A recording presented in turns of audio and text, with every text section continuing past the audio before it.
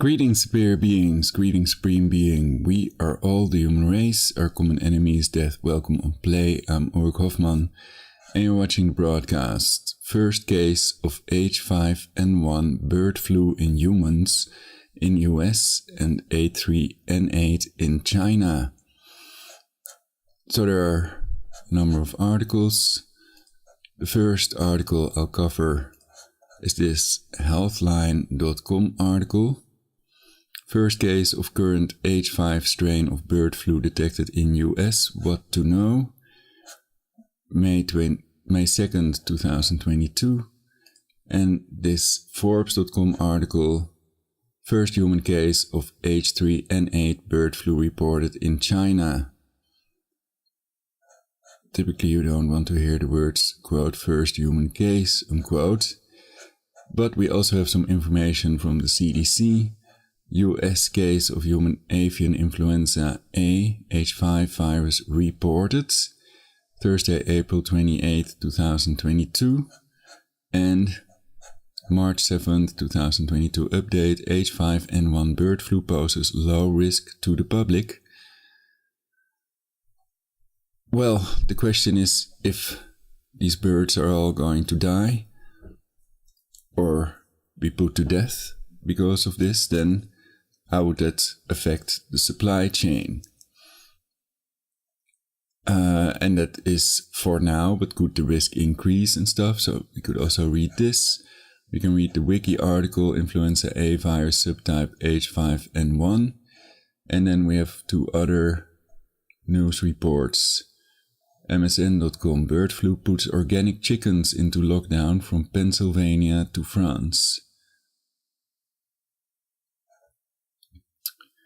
Well, it's also an idea to test if that's effective. Have groups that are not locked down and others that are locked down to see the difference.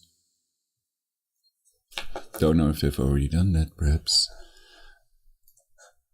Bird flu puts organic chickens into lockdown in US, Europe, May 2nd, 2022, New York Post, nypost.com. So let's start reading this article, healthline.com.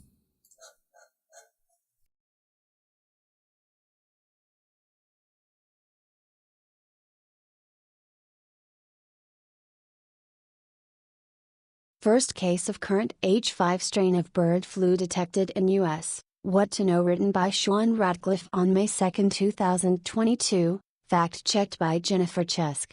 A Colorado man working on a poultry farm tested positive for H5N1 avian influenza virus, but the risk to general public remains low. The man's only symptom is fatigue, according to officials. Bird flu does not spread easily from person to person. A man in Colorado tested positive last week for the current H5 strain of avian influenza virus, the first such case in the United States. The man, who is an inmate at a state correctional facility in Delta County, had direct contact with poultry as part of a pre-release employment program, the Colorado Department of Public Health and Environment said in a statement. He is under 40 years old and his only symptom was fatigue, said officials. He is now in isolation and is being treated with the influenza antiviral medication oseltamivir, Tamiflu. Around 10 people who were in contact with the man will be monitored by Colorado officials for 10 days since their last exposure, reports Stat. They have also been offered oseltamivir. In addition, these people have been tested twice, with all results negative so far, Dr. Rachel Herlihy, state epidemiologist of the Colorado Department of Public Health and Environment, told Stat. There is no indication of the virus spreading from one person to another. We want to reassure Coloradans that the risk to them is low, Herlihy said last week in a statement. Low risk from H5N1 avian flu virus in a statement trusted source on Thursday. The Centers for Disease Control and Prevention said the strain detected in the Colorado man is presumed to be H5N1 avian flu. This highly contagious virus has spread among bird populations in more than 30 U.S. states, according to the U.S. Department of Agriculture. It is affecting both wild birds and commercial and backyard poultry flocks. The affected flock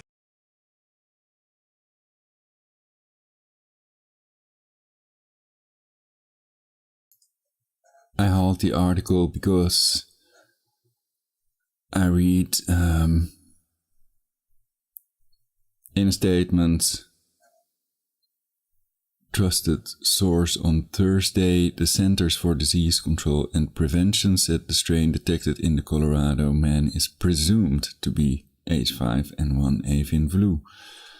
So why do they presume that when there are over 1 million viruses? What have they done? I wonder how they have determined with certainty that it's H5N1.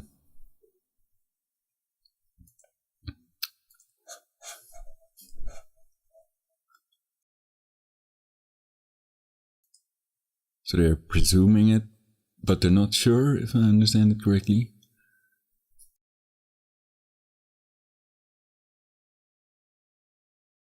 This highly contagious virus has spread among bird populations in more than 30 U.S. states, according to the U.S. Department of Agriculture. It is affecting both wild birds and commercial and backyard poultry flocks. The affected flock that the Colorado man was working near has been euthanized and disposed of, said Colorado officials. All workers on the farm were provided with personal protective equipment. The CDC said the man's positive test result could be due to surface contamination of the nasal membrane, without causing infection. However, the appropriate public health response at this time is to assume this is an infection and take actions to contain and treat, the agency said in the statement. Only one other person is known to have tested positive with the current strain of H5N1. An older man in the United Kingdom who was infected in December 2021 from a duck flock kept at his residence. He remained asymptomatic for the 10 days that he was monitored. An earlier strain of H5N1 has been linked to over 860 human cases between 2003 and 2021, with over 450 deaths reported to the World Health Organization. No sustained person-to-person transmission has been detected. Other strains of avian influenza can also infect people. Last week, Chinese officials reported that a 4-year-old boy was infected with H3N8 avian influenza, the first known human infection of this strain. The boy was admitted to the hospital with fever and other symptoms. Officials found chickens and wild ducks around the boy's home. None of the boy's contacts developed illness. Scientists monitor bird flu virus for changes, although the risk to the general public from H5N1 is currently low. Shayan Sharif, DVM, PhD, a professor at the University of Guelph in Ontario, Canada, is concerned about how much the virus is spreading among bird populations in the United States, Canada, and Europe. Among his concerns is the ability of influenza viruses to swap genetic material with other strains, even if it's not the same influenza virus family. For example, an H5 strain could receive genetic material from an H10 or H1 strain. A strain could even pick up genetic material that helps it spread more easily from person to person. Because of this ability, we can't really predict how the viruses are going to change their genetic material and what kind of capacities they're going to gain in that process, said Sharif. Jeff Binder, DVM, a professor in the School of Public Health at the University of Minnesota, said governments should have systems in place to monitor infections that occur in birds and people. Just like we've seen with the COVID-19 pandemic, viruses change. And so it's important, especially with influenza, to watch for those kinds of changes, he said. This includes detecting infections that occur in people who work closely with birds, including people who may be less likely to visit a doctor. Oftentimes folks who work on commercial poultry farms are underinsured or don't have adequate health insurance, so their symptoms may not be detected by a health provider, said Binder. So it's important to have mechanisms in place to support that detection. Some states, he said, allow workers to text or email the State Department of Health if they are sick.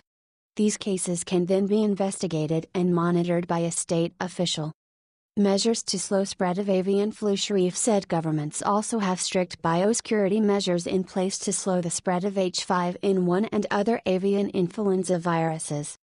This includes destroying infected flocks and limiting direct or indirect contact between wild birds and commercial or backyard poultry. It's also important to minimize exposure of people to live birds, in particular to birds who may be infected, he said. This can be done by providing workers with personal protective equipment and training them on proper safety measures. Although H5N1 is impacting commercial poultry facilities in many U.S. states, Sharif emphasized that the virus is not a food safety concern. There is a very limited chance of catching the virus from chicken meat or eggs, he said. The virus probably wouldn't find its way into human food, and even if it does, the virus is quite susceptible to heat during cooking. First human case of H3N8 bird flu reported in China April 29, 2022. Bruce Wiley, senior contributor. A 4-year-old male in Zhuhaidian City, Han Province, China, became the first reported human case. Plus, future publishing via Getty Images. Typically, you don't want to hear the words first human case and bird flu when your doctor walks into the room with your test results. But that's what a 4-year-old in Zhuhaidian City, Han Province, China, may have heard recently. He's become the first reported case of a human infected with the H3N8 avian influenza, according to an April 26 announcement from China's National Health Commission, NHC. How did he get the H3N8 bird flu? Well, maybe, just maybe, his raising chickens had something to do with it. Or perhaps it was the wild ducks around his home. While this particular strain of avian influenza A has made appearances in horses, dogs, and seals, it's been most commonly found in birds. Hence the name avian influenza. This foul situation first became noticeable on April 5, is when the child and his family first noticed a fever and flu-like symptoms. Of course, such symptoms alone wouldn't have made anyone go, "What the cluck?" However, these symptoms progressively worsened until the 4-year-old was admitted to the hospital on April 10. Eventually, testing on April 24 by the Chinese Center for Disease Control and Prevention revealed that he was infected with the H3N8 avian influenza virus. Before you begin flapping your arms in a panic, keep in mind that testing of the child's close human contacts that is, did not find anyone else infected with the virus. Thus, there's been no evidence of human-to-human transmission of the H3N8 bird flu. That's key because concerns about a human epidemic or even a pandemic start to arise when a novel virus can readily spread from one human to others in a sustained manner. When your immune system first encounters a new virus, it can behave like a nervous guy on a date for the very first time. It doesn't really know what to do and can end up firing in random directions. As a result, the virus can lead to more severe health outcomes and higher death rates. That's what has happened recently with the severe acute respiratory syndrome coronavirus 2, SARS-CoV-2. If you haven't read the news since January 2020, there's been something called the COVID-19 pandemic happening for the past couple of years or so. More for you. CDC, Salmonella outbreak has left 279 ill, 26 hospitalized in 29 states.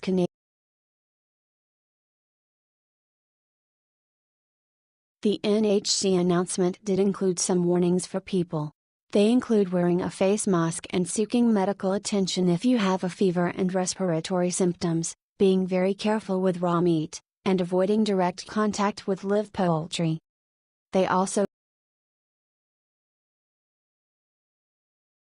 by contrast, for now, the risks of you or any other human getting infected with the H3N8 bird flu seem fairly low. This 4-year-old certainly wasn't the only person who spent time with chickens and ducks in Han Province. But no one else seemed to get the H3N8 bird flu. Of course, if you do begin to flap your arms and realize that they are actually wings and have feathers, your risks may be different. The NHC announcement did include some warnings for people. They include wearing a face mask and seeking medical attention if you have a fever and respiratory symptoms, being very careful with raw meat, and avoiding direct contact with live poultry. They also warn that you should refrain from touching sick or dead poultry. If this last warning prompts you to say there go your weekend plans, such precautions should probably hold at all times, not just when a human case of an H3N8 avian influenza infection has occurred. Even though the H3N8 avian influenza virus may not be that much of a threat to humans right now, this case is a reminder that there is a continuous risk of new viruses jumping from other animals to humans. In other words, you never know when a virus that normally infects chickens, or other birds, may cross the road over to the human side. As a result, it's not a question as to if another real pandemic threat will emerge. It's a question of when. The big question is whether society will be better prepared the next time around.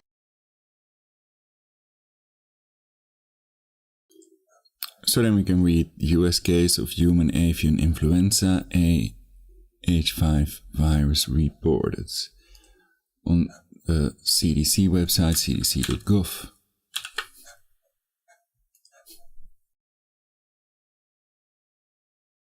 U.S. case of human avian influenza H5 virus reported person had contact with infected poultry, public health risk assessment remains low. Media statement for immediate release, Thursday, April 28, 2022.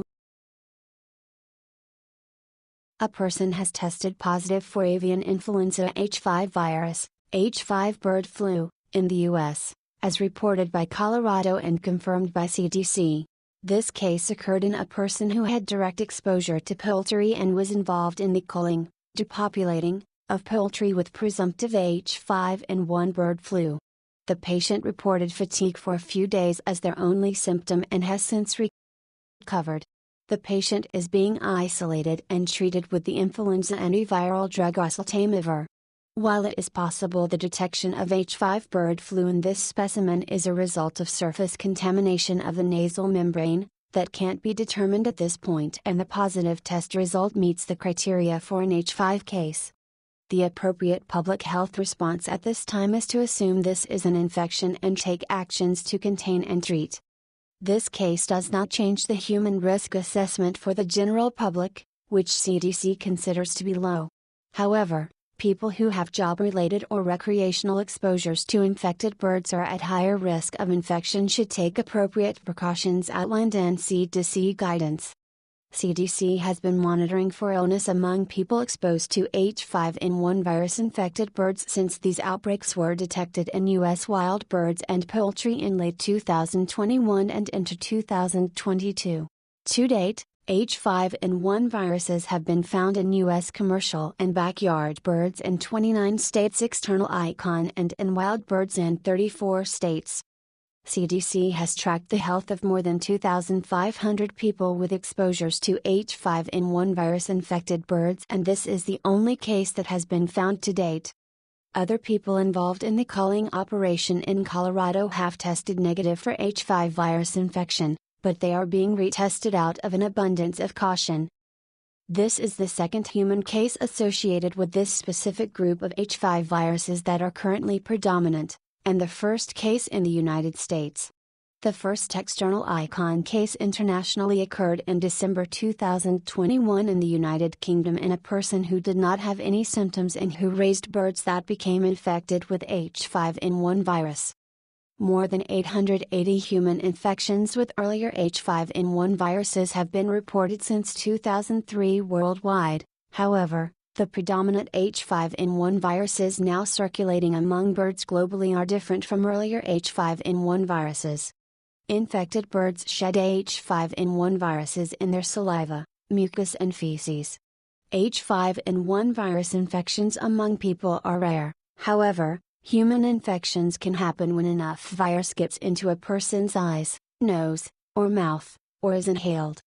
People with close or lengthy unprotected contact, not wearing respiratory or eye protection, with infected birds or places that sick birds or their mucus, saliva, or feces have touched, may be at greater risk of H5N1 virus infection. Illnesses in people from bird flu virus infections have ranged from mild, for example, eye infection, upper respiratory symptoms, to severe illness, for example, pneumonia, that can result in death. The only previous human case associated with this group of H5N1 viruses produced in no symptoms. Spread of earlier H5N1 viruses from one infected person to a close contact in the past have happened very rarely and have not led to sustained person-to-person spread. Local, state and federal health partners are working together to prevent spread of this H5N1 virus among birds and people. The U.S. Department of Interior and U.S. Department of Agriculture, USDA, are the lead federal departments for avian influenza outbreak investigation and control in wild birds, and USDA Animal and Plant Health Inspection Service is the lead agency for such activities in domestic birds such as poultry. The U.S. Department of Health and Human Services and CDC are the lead federal partners for public health for this situation. This one H5 positive human case does not change the human health risk assessment. CDC will continue to watch this situation closely for signs that the risk to human health has changed. Signals that could raise the public health risk might include multiple reports of H5N1 virus infections in people from exposure to birds, or identification of spread from one infected person to a close contact. CDC also is monitoring H5N1 viruses for genetic changes that have been associated with adaptation to mammals, which could indicate the virus is adapting to spread more readily from birds to people. CDC is taking routine preparedness and prevention measures, which includes an existing candidate vaccine virus that could be used to make vaccine for people if one were needed.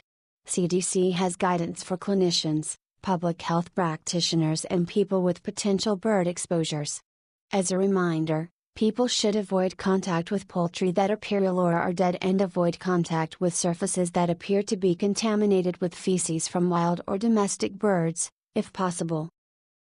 If you must handle wild birds or sick or dead poultry, minimize direct contact by wearing gloves and wash your hands with soap and water after touching birds.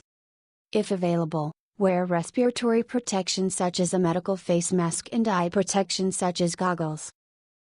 It is safe to eat properly handled and cooked poultry and poultry products in the U.S. The proper handling and cooking of poultry and eggs to an internal temperature of 165 F kills bacteria and viruses, including H5N1 viruses.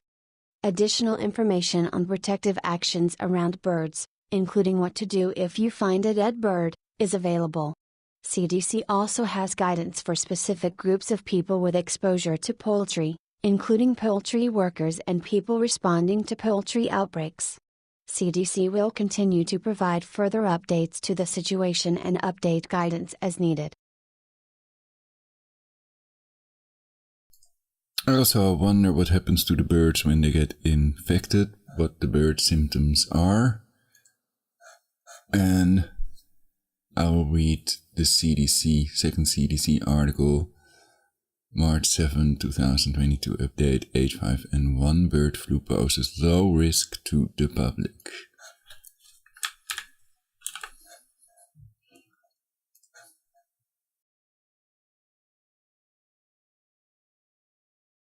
March 7, 2022 update, H5N1 bird flu poses low risk to the public. More information about current H5N1 viruses.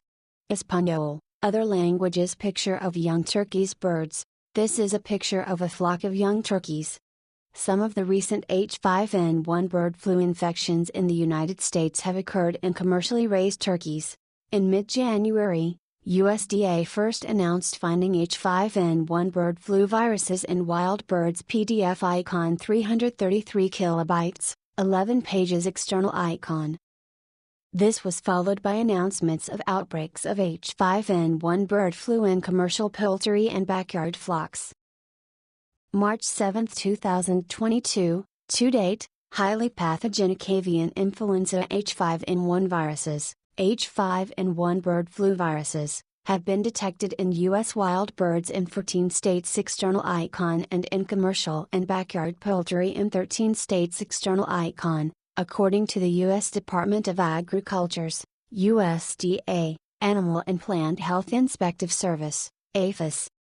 Based on available epidemiologic and virologic information about these viruses, CDC believes that the risk to the general public's health from current H5N1 bird flu viruses is low. However, some people may have job-related or recreational exposures to birds that put them at higher risk of infection. CDC is watching this situation closely and taking routine preparedness and prevention measures in case this virus changes to pose a greater human health risk. Right now, the H5N1 bird flu situation is primarily an animal health issue. The U.S. Department of Interior and USDA APHIS are the lead federal agencies for this situation. They are respectively responsible for outbreak investigation and control of bird flu in wild birds and in domestic birds, poultry. USDA has publicly posted the genetic sequences of several of the recently detected US H5N1 bird flu viruses. These viruses are from clade 2.3.4.4b PDF icon external icon, which is the most common H5N1 bird flu virus worldwide at this time. Comparing information about these newer viruses to previously circulating H5N1 bird flu viruses helps inform the human health risk assessment. Background on H5N1. Ancestors of the H5N1 bird flu viruses infecting wild birds and poultry in the U.S. beginning in 2021 first emerged in southern China in 1996 and caused large poultry outbreaks in Hong Kong in 1997, which resulted in 18 human infections. The bird outbreak was controlled, but H5N1 bird flu viruses resurfaced in 2003 to spread widely in birds throughout Asia, and later in Africa, Europe, and the Middle East, causing poultry outbreaks and sporadic human infections. Related H5N1 bird flu viruses were even found in wild birds and poultry in the US and Canada during 2014 and 2015, causing large poultry outbreaks, but then they disappeared. Since 2003, the World Health Organization, WHO, external icon, has received reports from 19 countries of more than 860 human infections with H5N1 bird flu viruses, with about 53% of those resulting in death. CDC has spent many years studying the properties of H5N1 viruses over the years. Information on current H5N1 viruses. Current H5N1 bird flu viruses were first identified in Europe during the fall of 2020 and spread across Europe and into Africa, the Middle East and Asia, becoming the predominant subtype globally by fall of 2021. These viruses have been spreading in wild birds in much of the world and causing sporadic poultry infections and poultry outbreaks in many countries, most recently the United States. Icon external icon. CDC has been comparing the properties of current H5N1 bird flu viruses to past H5N1 bird flu viruses and has found that current H5N1 bird flu viruses detected in the U.S. during late 2021 and 2022 are different from earlier H5N1 bird flu viruses. So far, current H5N1 bird flu viruses lack changes seen in the past that have been associated with viruses spreading easily among poultry, infecting people more easily, and causing severe illness in people. There is little information about the spectrum of illness that could result from human infections with current H5N1 bird flu viruses. At this time, only one human infection external icon with current H5N1 bird flu viruses has been reported. That infection was found in January 2022 in a person in the United Kingdom who did not have any symptoms and who raised birds that became infected with H5N1 bird flu viruses. No human infections with H5N1 bird flu viruses have ever been identified in the U.S. based on information at this time. It may be that current H5N1 viruses offer less of a risk to human health than earlier H5N1 viruses. Then I also wonder where it comes from, basically.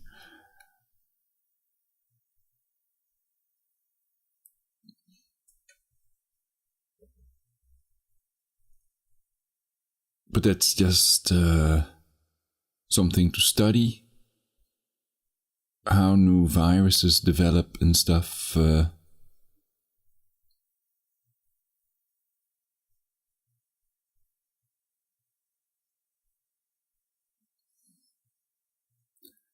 the patient zero or chicken zero, etc.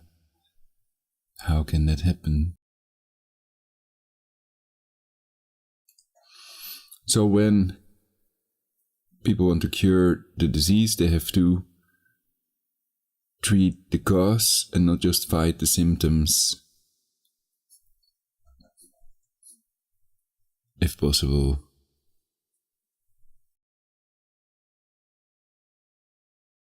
Based on available genetic sequence data of current H5N1 bird flu viruses, CDC has determined an H5 candidate vaccine virus, CVV, recently produced by CDC is nearly identical to the HA of recently detected H5N1 viruses in birds and could be used to produce a vaccine for people, if needed. These viruses are susceptible to currently available antiviral medications used to treat seasonal flu.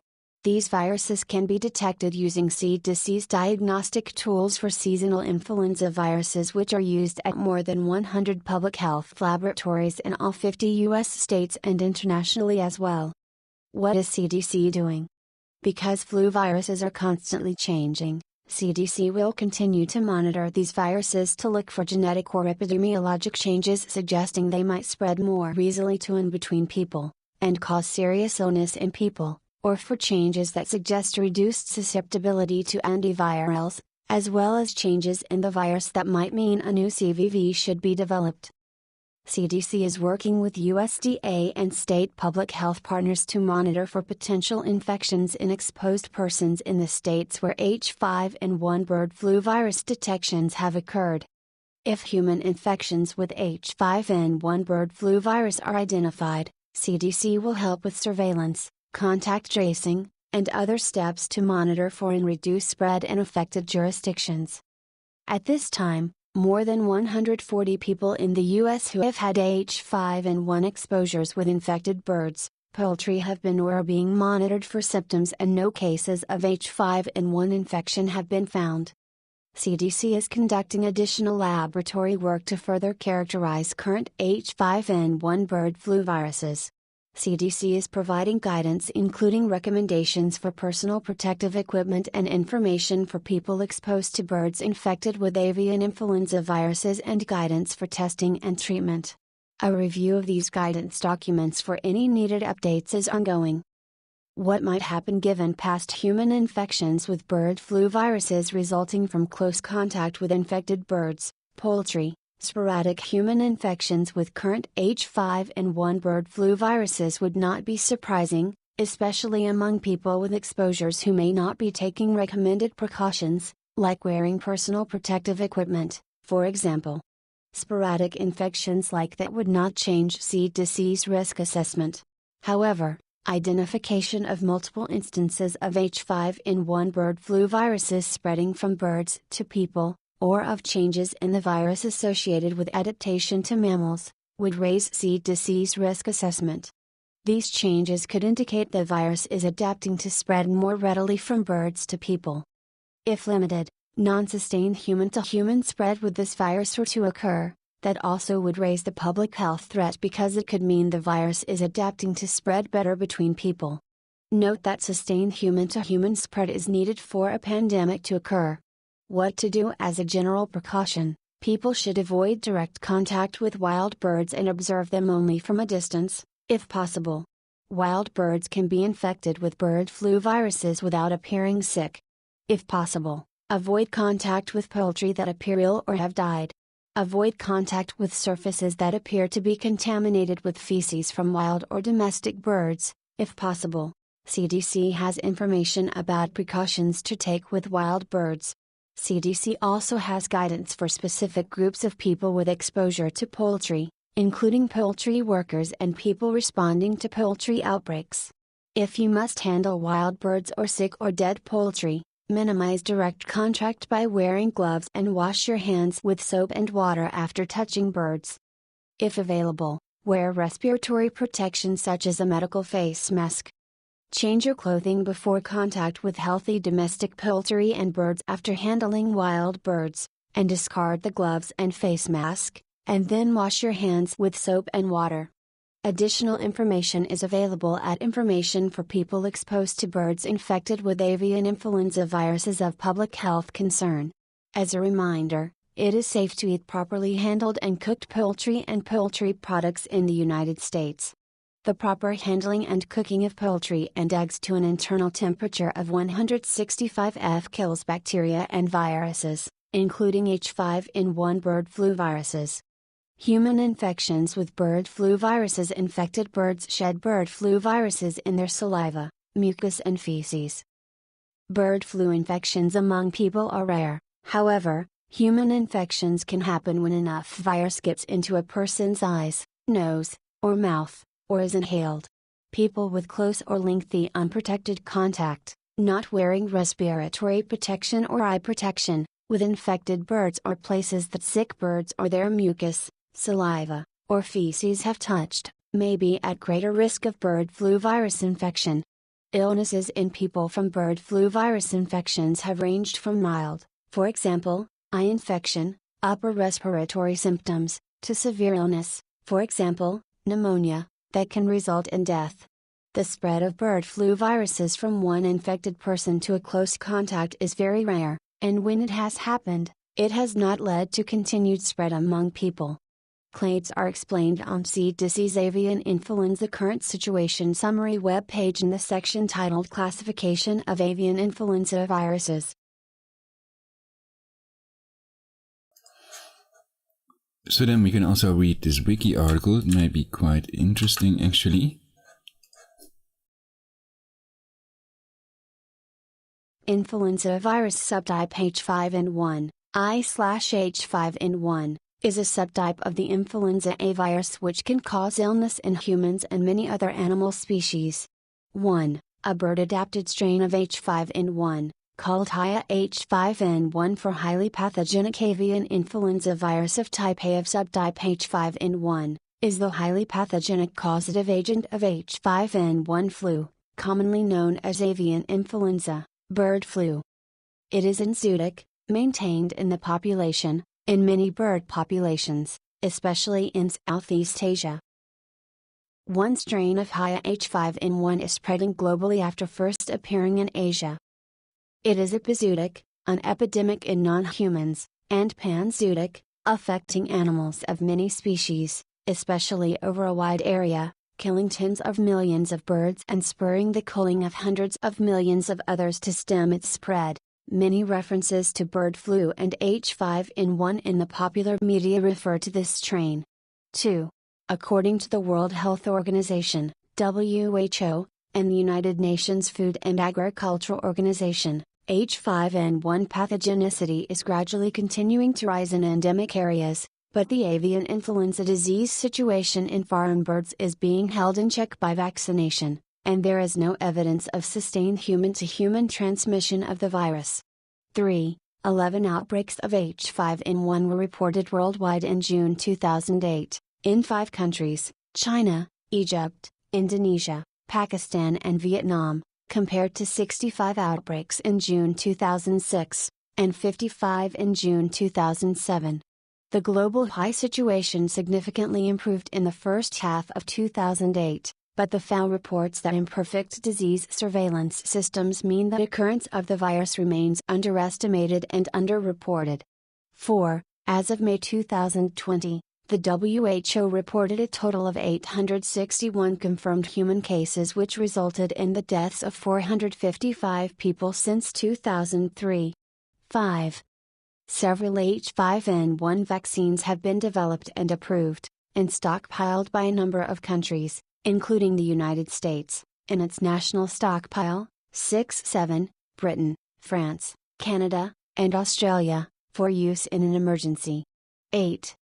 Research has shown that a highly contagious strain of H5N1, one that might allow airborne transmission between mammals, can be reached in only a few mutations, raising concerns about a pandemic and bioterrorism.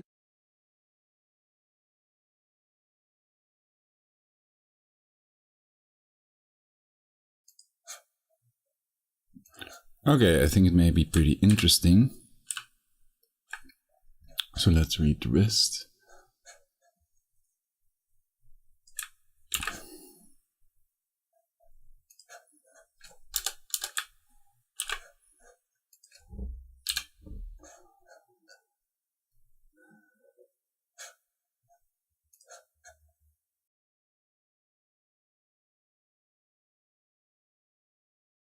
Overview: H5N1 is considered an avian disease, although there is some evidence of limited human-to-human transmission of the virus.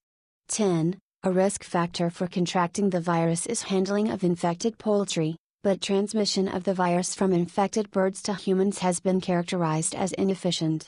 11. Still, around 60% of humans known to have been infected with the Asian strain of H5N1 have died from it, and H5N1 may mutate or reassort into a strain capable of efficient human-to-human transmission. In 2003, world-renowned virologist Robert G. Webster published an article titled "The World is Teetering on the Edge of a Pandemic That Could Kill a Large Fraction of the Human Population" in American Scientist. He called for adequate resources to fight what he sees as a major world threat to possibly billions of lives. 12. On September 29, 2005, David Nabarro, the newly appointed Senior United Nations System Coordinator for Avian and Human Influenza, warned the world that an outbreak of avian influenza could kill anywhere between 5 million and 150 million people.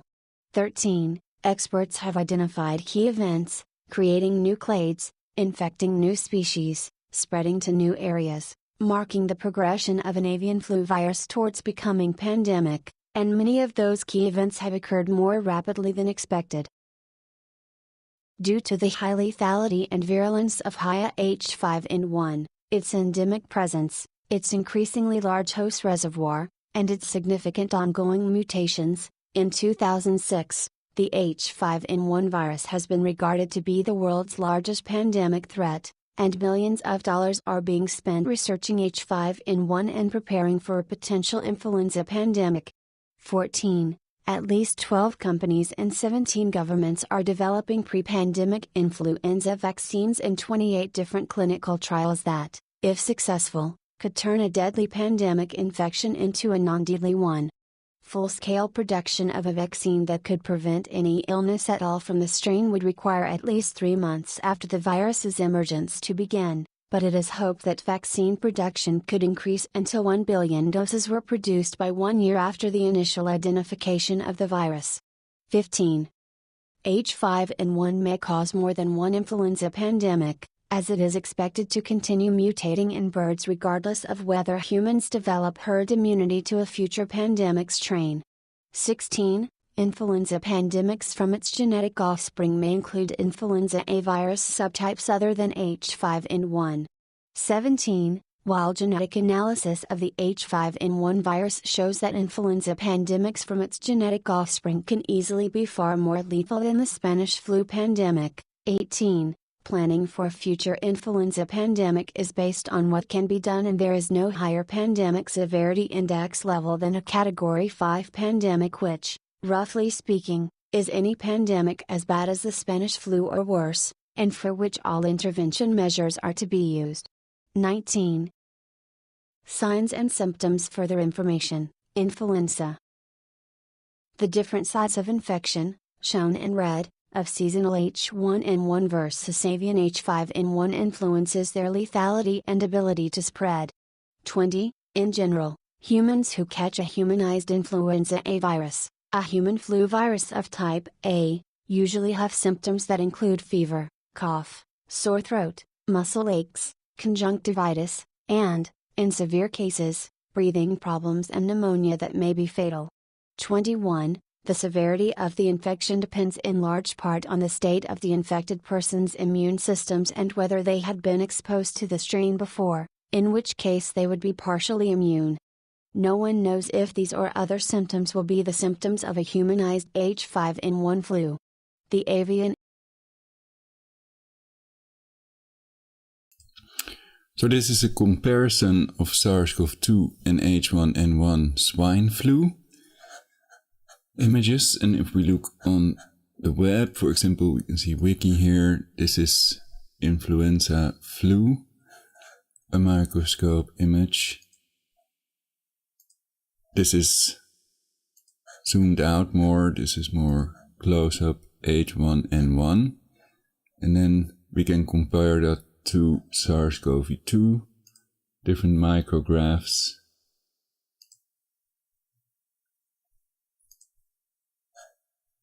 microscope images. And this one is from Wiki, the SARS-CoV-2 article. Oh, this one's from Wiki. I thought it looked similar.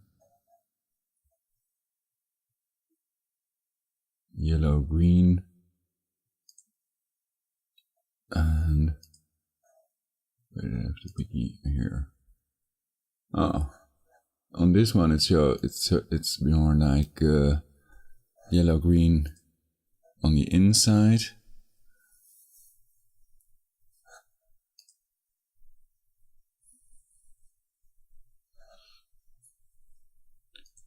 The colors are a bit different. And perhaps they also use filters and stuff, so that may also have to do with it.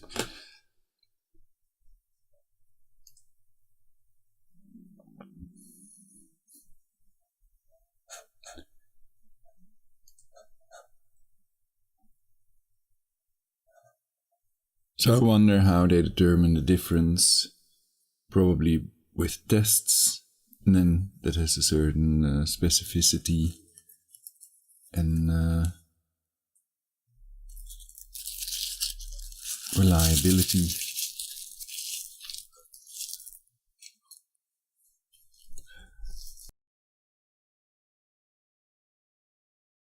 Influenza hemagglutinin binds alpha-2,3 sialic acid receptors, while human influenza hemagglutinins bind alpha-2,6 sialic acid receptors. 22. This means when the H5N1 strain infects humans, it will replicate in the lower respiratory tract, and consequently will cause viral pneumonia. 23. There is as yet no human form of H5N1. So all humans who have caught it so far have caught avian H5N1. The reported mortality rate of highly pathogenic H5N1 avian influenza in a human is high. WHO data indicate 60% of cases classified as H5N1 resulted in death. However, there is some evidence the actual mortality rate of avian flu could be much lower, as there may be many people with milder symptoms who do not seek treatment and are not counted. 24-25. In one case, a boy with H5N1 experienced diarrhea followed rapidly by a coma without developing respiratory or flu-like symptoms. 26. There have been studies of the levels of cytokines in humans infected by the H5N1 flu virus. Of particular concern is elevated levels of tumor necrosis factor alpha, a protein associated with tissue destruction at sites of infection and increased production of other cytokines. Flu virus-induced increases in the level of cytokines is also associated with flu symptoms, including fever, chills, vomiting and headache. Tissue damage associated with pathogenic flu virus infection can ultimately result in death. 12. The inflammatory cascade triggered by H5N1 has been called a cytokine storm by some, because of what seems to be a positive feedback process of damage to the body resulting from immune system stimulation. H5N1 induces higher levels of cytokines than the more common flu virus types. 27. In birds, clinical signs of H5N1 in birds range from mild, decrease in egg production, nasal discharge, coughing and sneezing, to severe, including loss of coordination, energy, and appetite, soft-shelled or misshapen eggs, purple discoloration of the wattles, head, eyelids, combs, and hocks, and diarrhea. Sometimes the first noticeable sign is sudden death. 21. Genetics.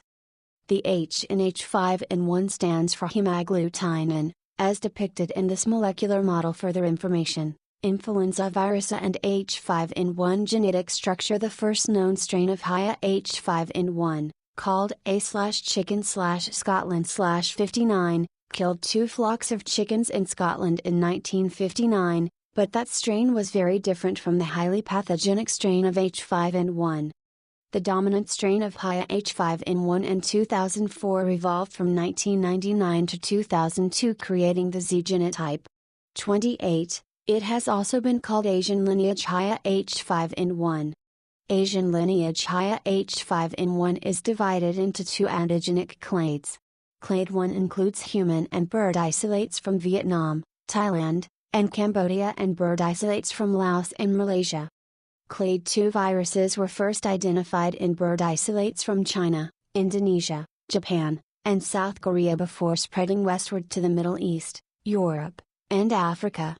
The Clade 2 viruses have been primarily responsible for human H5N1 infections that have occurred during late 2005 and 2006, according to WHO. Genetic analysis has identified 6 subclades of Clade 2, 3 of which have a distinct geographic distribution and have been implicated in human infections. Map. Subclade 1, Indonesia. Subclade 2, Europe, Middle East, and Africa, called EMA. Subclade 3, China, 1629-30. A 2007 study focused on the EMA subclade has shed further light on the EMA mutations. The 36 new isolates reported here greatly expand the amount of whole genome sequence data available from recent avian influenza, H5N1, isolates. Before our project, GenBank contained only 5 other complete genomes from Europe for the 2004 to 2006 period, and it contained no whole genomes from the Middle East or Northern Africa. Our analysis showed several new findings. First, all European, Middle Eastern, and African samples fall into a clade that is distinct from other contemporary Asian clades, all of which share common ancestry with the original 1997 Hong Kong strain. Phylogenetic trees built on each of the 8 segments show a consistent picture of 3 lineages, as illustrated by the hot tree shown in Figure 1.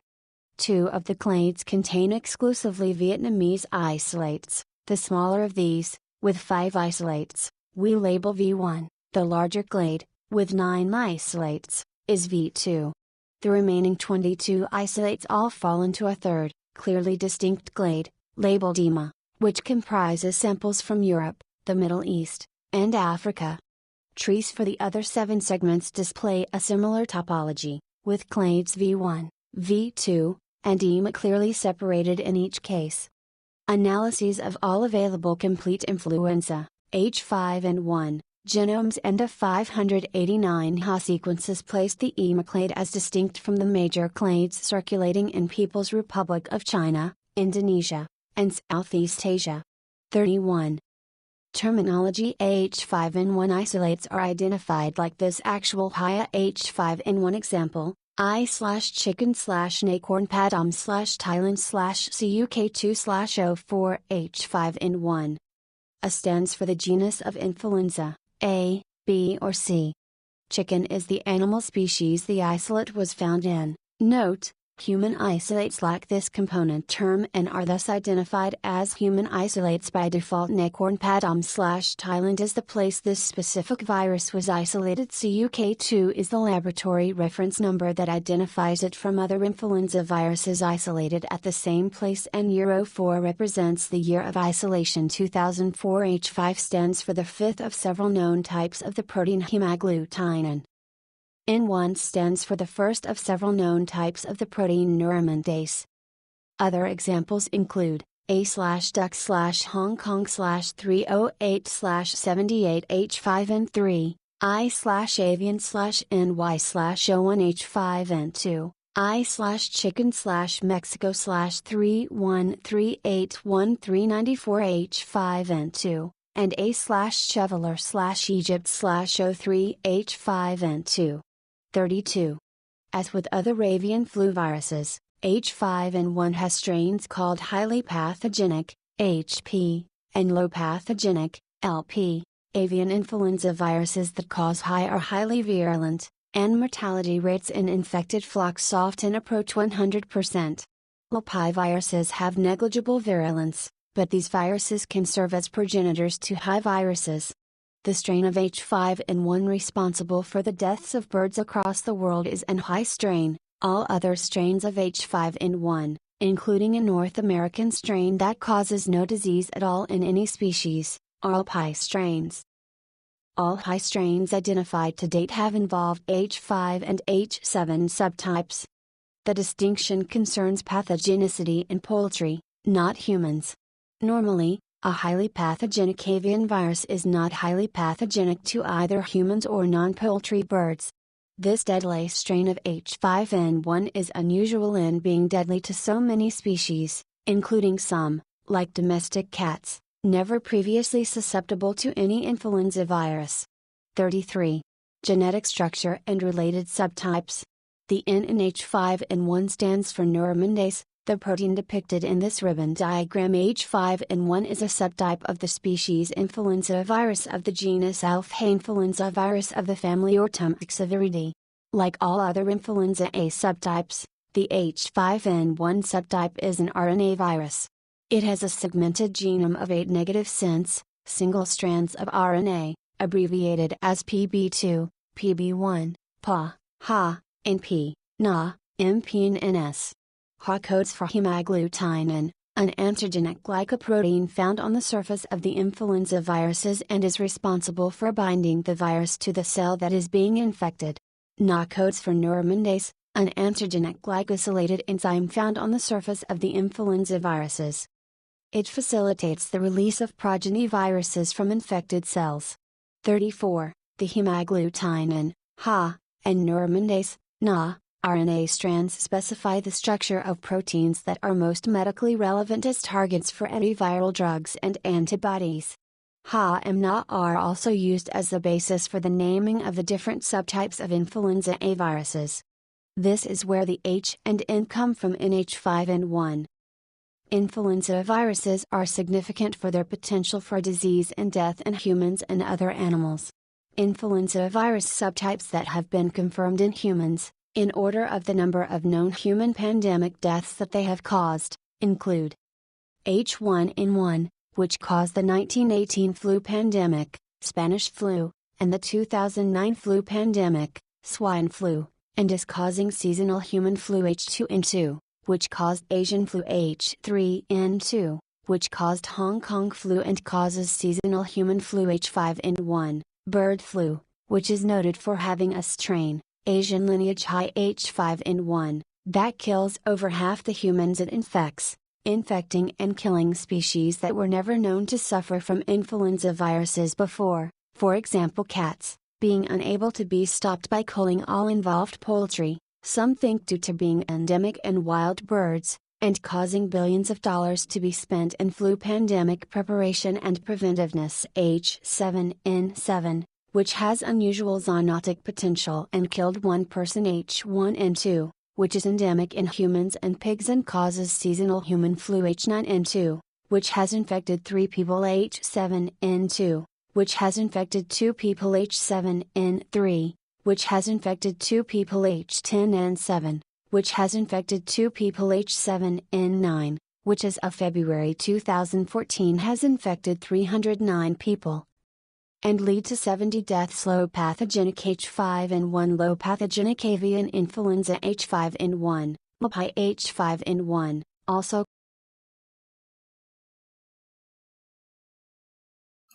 This may also be interesting. I can add a link to the description.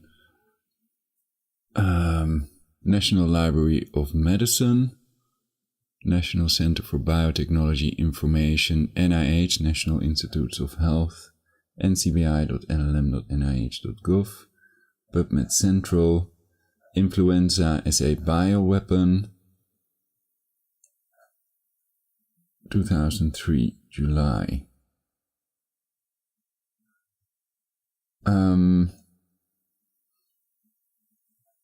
Influenza is usually transmitted by direct contact but can also be transmitted by aerosol, that is on a passenger plane. Indeed, international transmission is increasingly frequent. Notably, then the highlighted part, aerosol transmission of influenza requires up to 27,000 times fewer variants to induce equivalent disease. Taken together with the fact that influenza virus is readily accessible and may be causing more deaths than previously suspected, the possibility for genetic engineering and aerosol transmission suggests an enormous potential for bioterrorism.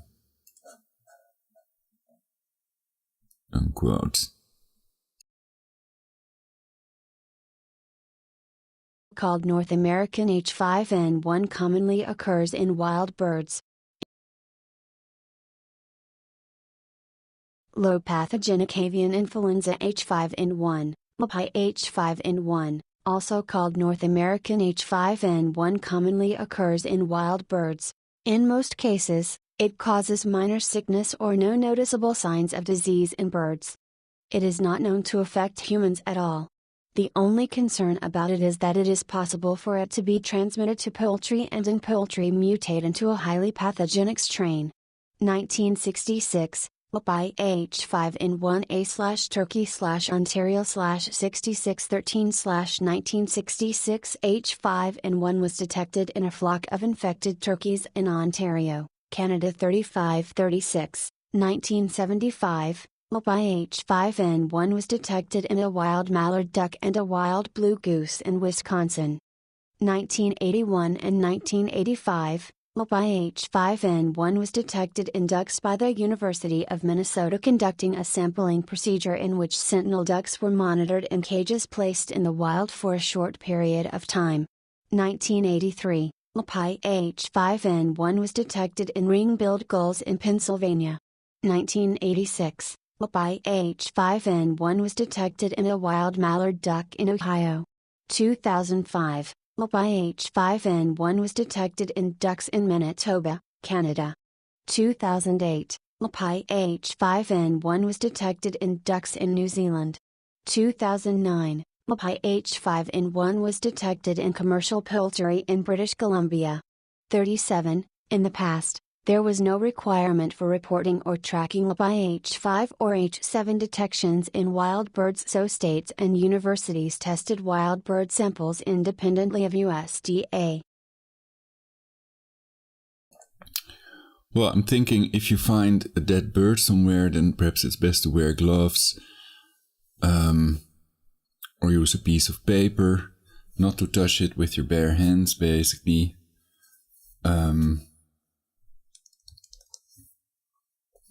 And also wash hands, etc. And don't keep it near your face. Don't breathe it in if it's highly airborne, etc.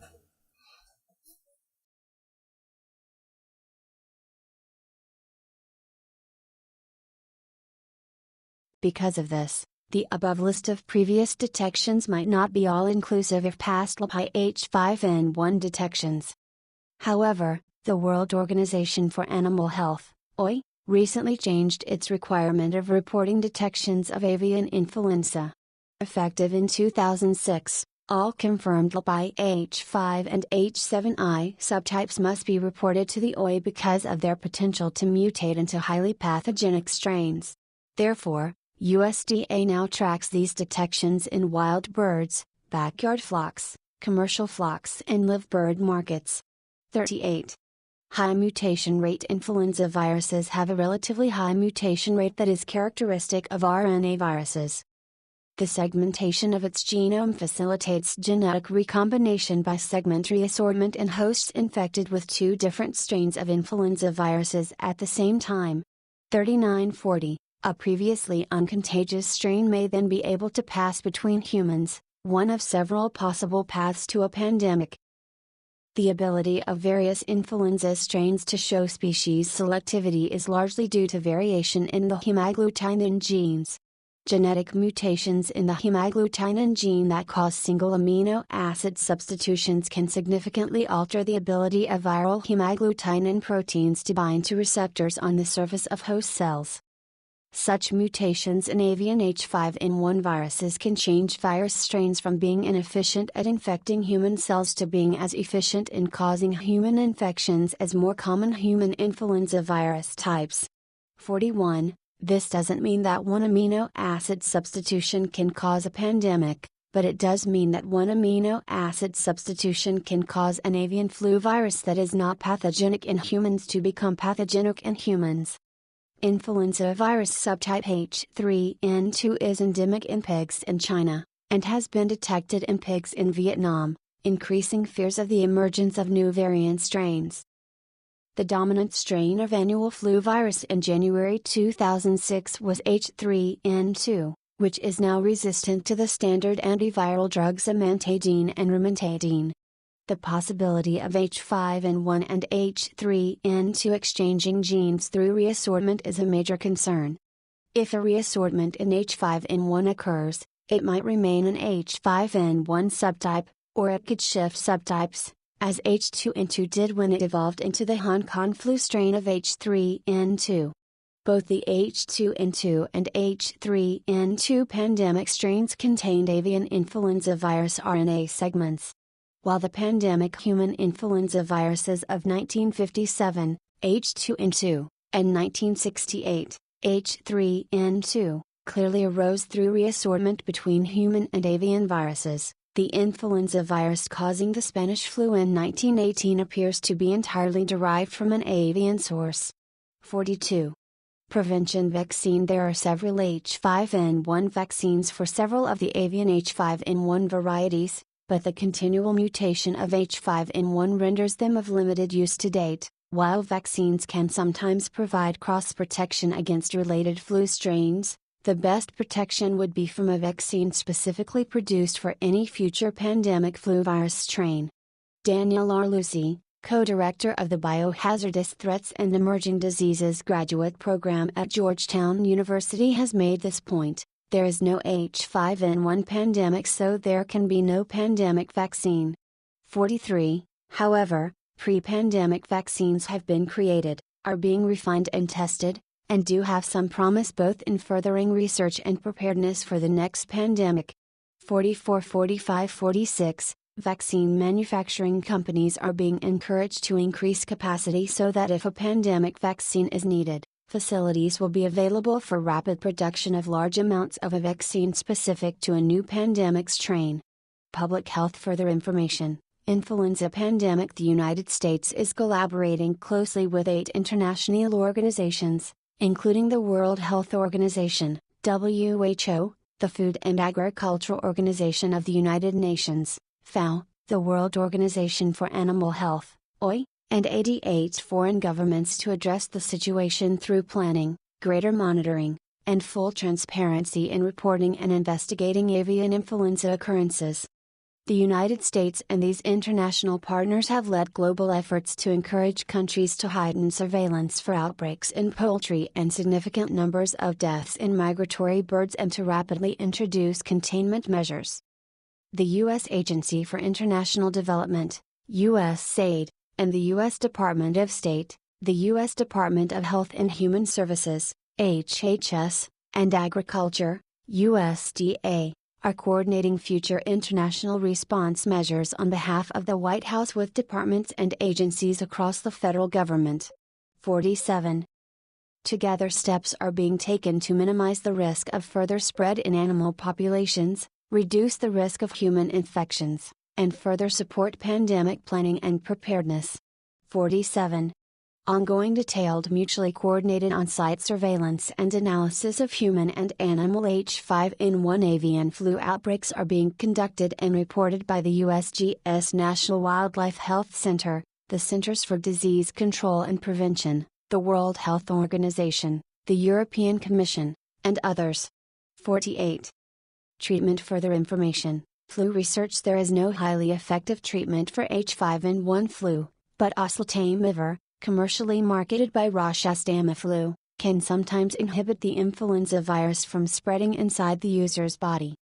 This drug has become a focus for some governments and organizations trying to prepare for a possible H5N1 pandemic. 49. On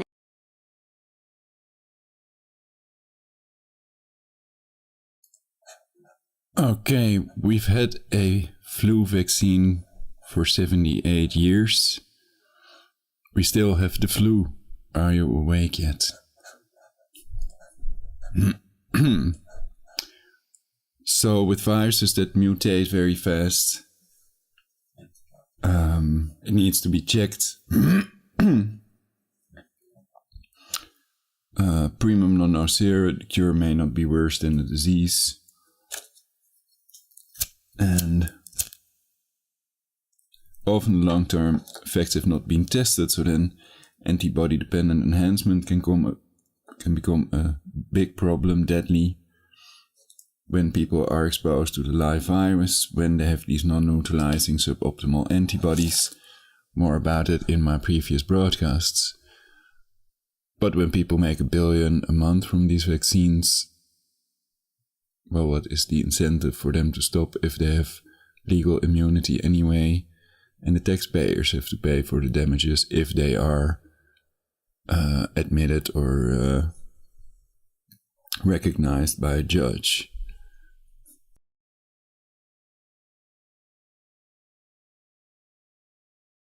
April 20, 2006, Roche AG announced that a stockpile of 3 million treatment courses of Tamiflu are waiting at the disposal of the World Health Organization to be used in case of a flu pandemic. Separately, Roche donated 2 million courses to the WHO for use in developing nations that may be affected by such a pandemic but lack the ability to purchase large quantities of the drug. 50. However, WHO expert Hussein al-Bushra has said, "Even now, we remain unsure about Tamiflu's real effectiveness. As for a vaccine, work cannot start on it until the emergence of a new virus, and we predict it would take 6 to 9 months to develop it. For the moment, we cannot by any means count on a potential vaccine to prevent the spread of a contagious influenza virus, whose various precedents in the past 90 years have been highly pathogenic." 51.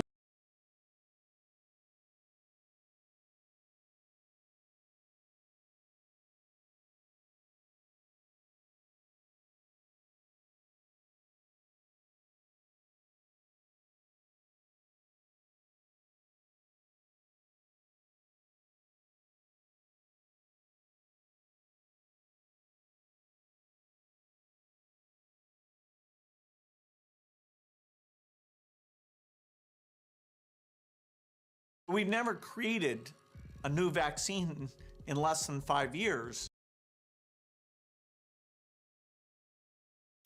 So that's Bill Gates claiming, quote, "We've never created a new vaccine in less than 5 years," unquote. So antibody-dependent enhancement is a big problem when viruses are mutating fast, when we see all these new variants all the time, etc. And it was also the reason that they were unable to make an H1,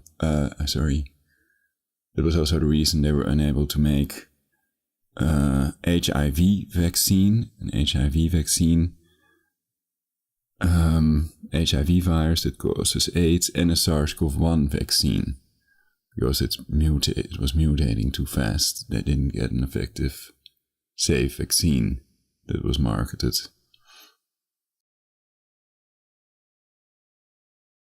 Animal and lab studies suggest that Relenza, zanamivir, which is in the same class of drugs as Tamiflu, may also be effective against H5N1.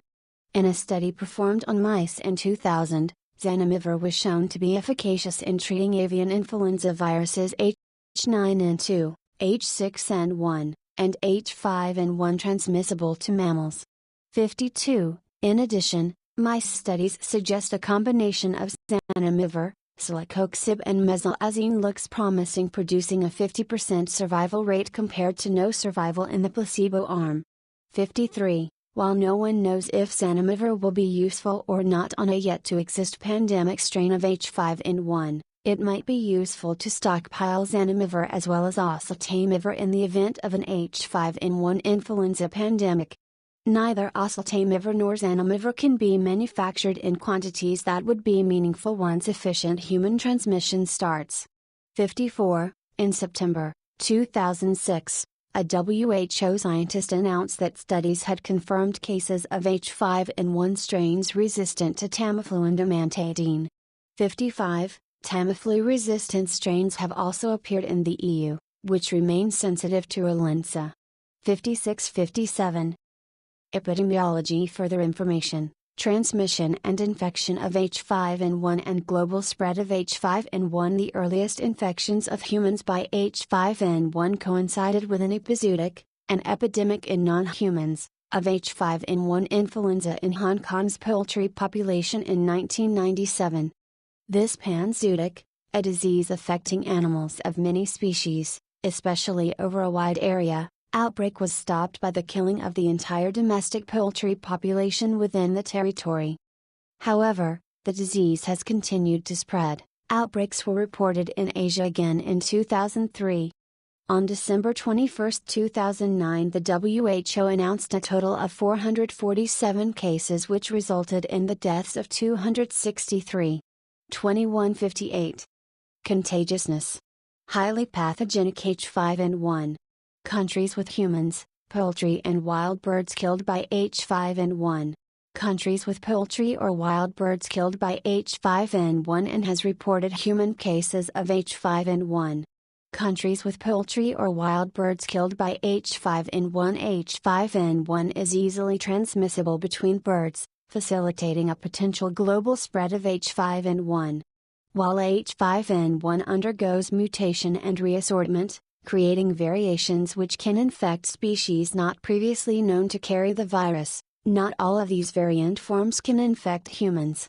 H5N1 is an avian virus, preferentially binds to a type of galactose receptors that populate the avian respiratory tract from the nose to the lungs and are virtually absent in humans, occurring only in and around the alveoli, structures deep in the lungs where oxygen is passed to the blood. Therefore, the virus is not easily expelled by coughing and sneezing, the usual route of transmission. 22-23-59. Well, I found some information about COVID-19 deaths. 81% of the COVID-19 deaths, people that died from or with COVID-19, 81% of the COVID-19 deaths in New Zealand, 84.2% in Australia, 87% in Canada, and 92.4% in England were vaccinated of the COVID-19 deaths.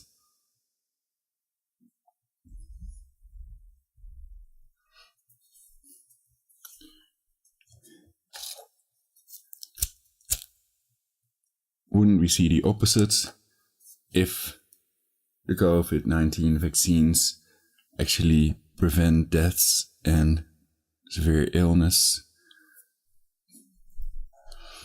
So over 80% of the people that died of COVID-19 in 4 countries was vaccinated.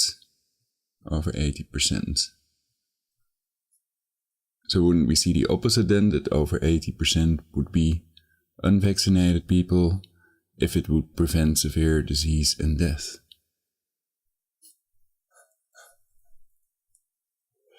That would be my question to you all.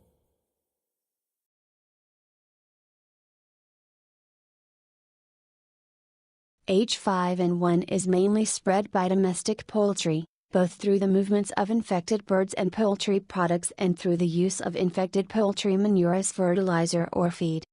Humans with H5N1 have typically caught it from chickens, which were in turn infected by other poultry or waterfowl. Migrating waterfowl, wild ducks, geese and swans, carry H5N1, often without becoming sick. 60-61. Many species of birds and mammals can be infected with high H5N1, but the role of animals other than poultry and waterfowl as disease-spreading hosts is unknown. 62. According to a report by the World Health Organization, H5N1 may be spread indirectly. The report stated the virus may sometimes stick to surfaces or get kicked up in fertilizer dust to infect people. 63. Virulence H5N1 has mutated into a variety of strains with differing pathogenic profiles, some pathogenic to one species but not others, some pathogenic to multiple species. Each specific known genetic variation is traceable to a virus isolate of a specific case of infection. Through antigenic drift, H5N1 has mutated into dozens of highly pathogenic varieties divided into genetic clades which are known from specific isolates, but all belong to genotype Z of avian influenza virus H5N1, now the dominant genotype. 4039, H5N1 isolates found in Hong Kong in 1997 and 2001 were not consistently transmitted efficiently among birds and did not cause significant disease in these animals. In 2002, new isolates of H5N1 were appearing within the bird population of Hong Kong.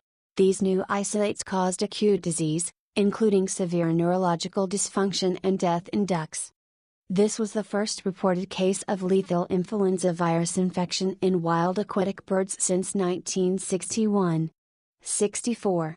Genotype Z emerged in 2002 through reassortment from earlier highly pathogenic genotypes of H5N1 that first infected birds in China in 1996, and first infected humans in Hong Kong in 1997.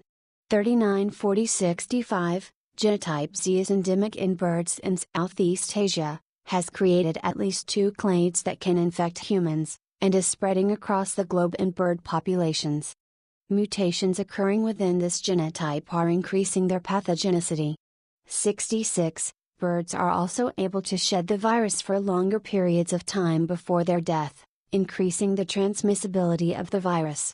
Transmission and host range. Transmission electron micrograph, TEM, of negatively stained influenza virus particles, small and white, attached to host cells, large and irregular, late passage.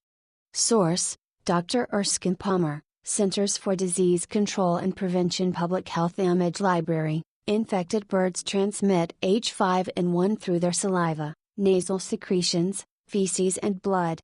Other animals may become infected with the virus through direct contact with these bodily fluids or through contact with surfaces contaminated with them. H5N1 remains infectious after over 30 days at 0 degrees Celsius, 32 degrees Fahrenheit, over 1 month at freezing temperature, or 6 days at 37 degrees Celsius, 99 degrees Fahrenheit, 1 week at human body temperature. At ordinary temperatures it lasts in the environment for weeks. In Arctic temperatures, it does not degrade at all. Because migratory birds are among the carriers of the highly pathogenic H5N1 virus, it is spreading to all parts of the world. H5N1 is different from all previously known highly pathogenic avian flu viruses in its ability to be spread by animals other than poultry. In October 2004, researchers discovered H5N1 is far more dangerous than was previously believed. Waterfowl were revealed to be directly spreading this highly pathogenic strain to chickens, grouse, pigeons, and other birds, and the virus was increasing its ability to infect mammals, as well. From this point on, avian flu experts increasingly referred to containment as a strategy that can delay, but not ultimately prevent, a future avian flu pandemic. Since 1997, studies of Influenza A, H5N1, indicate that these viruses continue to evolve, with changes in antigenicity and internal gene constellations, an expanded host range in avian species and the ability to infect felids, enhanced pathogenicity in experimentally infected mice and ferrets, in which they cause systemic infections, and increased environmental stability. 67. The New York Times, in an article on transmission of H5N1 through smuggled birds, reports Wadhaj Major of Wetlands International stating, "We believe it is spread by both bird migration and trade, but that trade, particularly illegal trade, is more important." 68.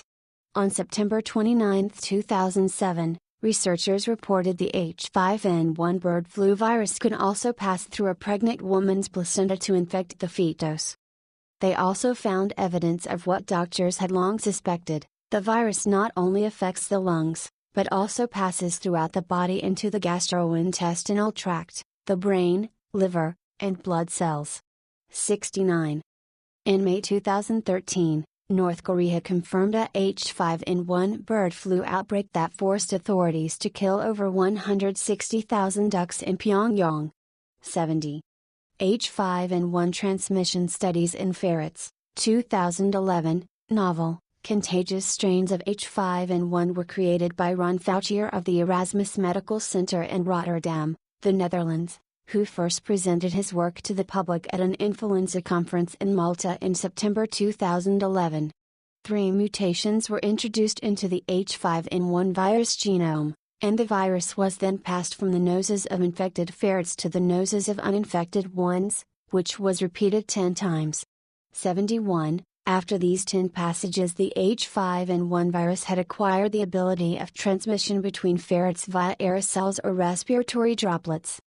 After Fauci offered an article describing this work to the leading academic journal Science, the U.S. National Science Advisory Board for Biosecurity, NSAB, recommended against publication of the full details of the study, and the one submitted to Nature by Yoshihiro Kawaoka of the University of Wisconsin describing related work. However, after additional consultations at the World Health Organization and by the NSAB reversed its position and recommended publication of revised versions of the 2 papers. 72. However, then the Dutch government declared that this type of manuscripts required Fauci to apply for an export permit in the light of EU Directive 428/2009 on dual-use goods. Note 1. After much controversy surrounding the publishing of his research, Fauci complied, under formal protest, with Dutch government demands to obtain a special permit. 73, for submitting his manuscript, and his research appeared in a special issue of the journal Science devoted to H5N1.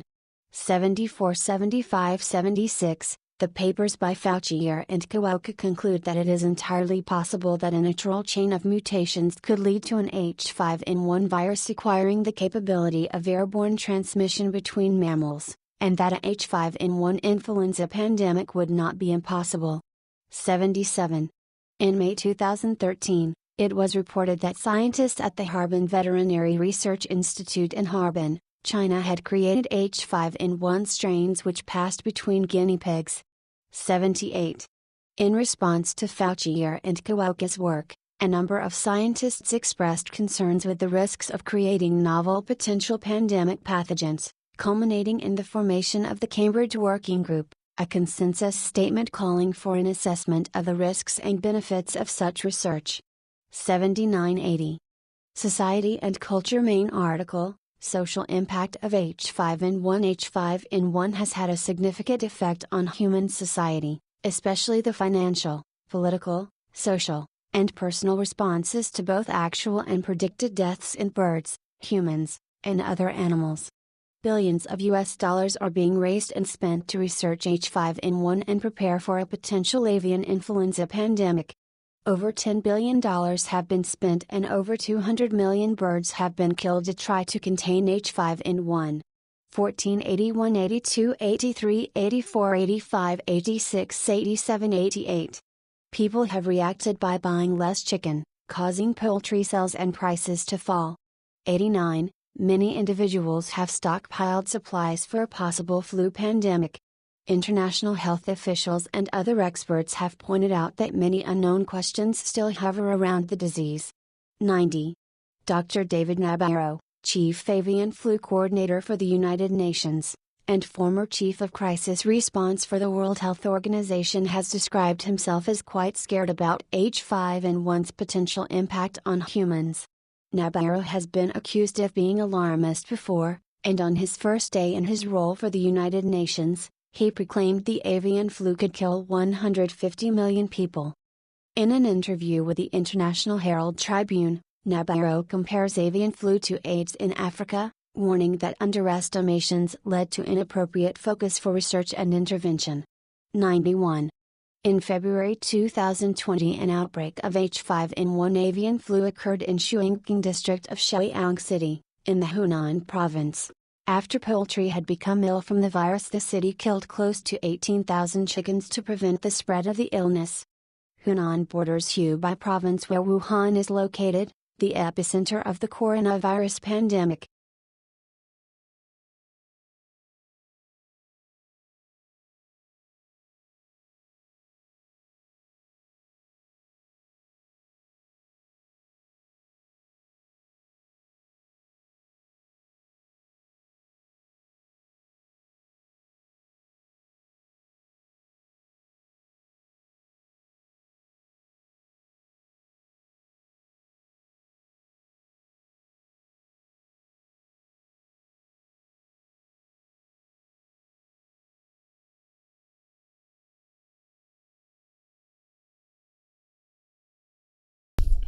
Okay, sorry to keep you all waiting. It's something that came up. Alright, so then we've read that as well, the whole thing. Because it's interesting to find out more about influenza.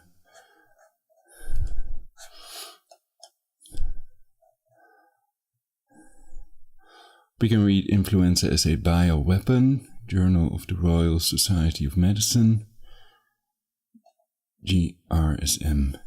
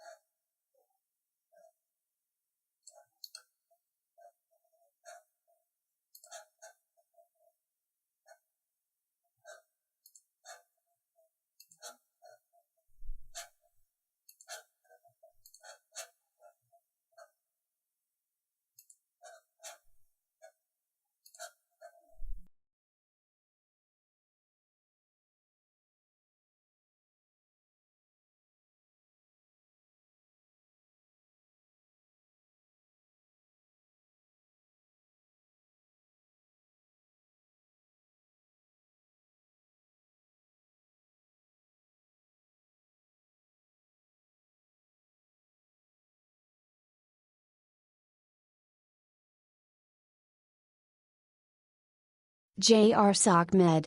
2003 July, 96-7, 345-346.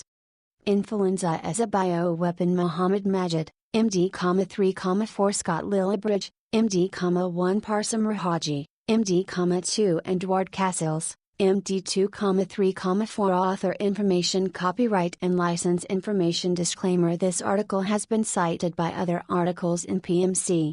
2 years ago, we published a case control study with the surprising finding that influenza immunization reduced the risk of recurrent myocardial infarction by 66%. Simultaneously, Siskovic and colleagues reported that influenza immunization was associated with a 49% reduction in the risk of sudden cardiac death. To a subsequent report described a 50% reduction in risk of stroke in association with influenza immunization, 3, and later a randomized control trial pointed to a 50 to 75% reduction in the risk of adverse endpoints and cardiovascular death.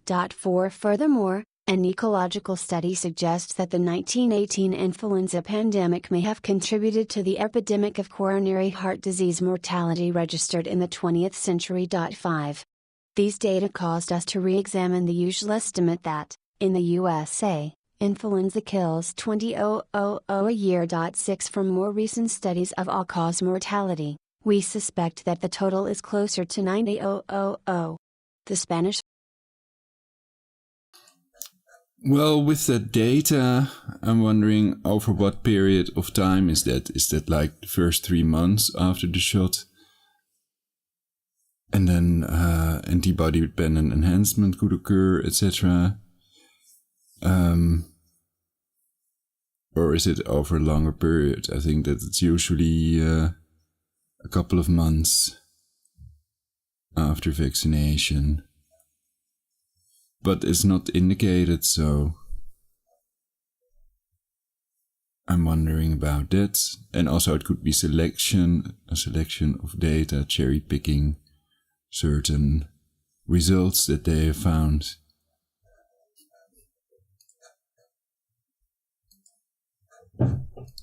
So I think that people with financial interests should not be allowed to make the policy, government policy, etc. And of course, the main financier of the WHO is Bill Gates. Trump stopped funding the WHO. The US was the first, the top sponsor basically, or the top financier. And now that's Bill Gates, but they also accept donations from the vaccine companies that are making $1 billion a month. And there are 14 new COVID-19 measure billionaires, according to Forbes, 9 of which are vaccine billionaires. Bill Gates also admitted that his undertaking has been very lucrative. He made lots of money as well.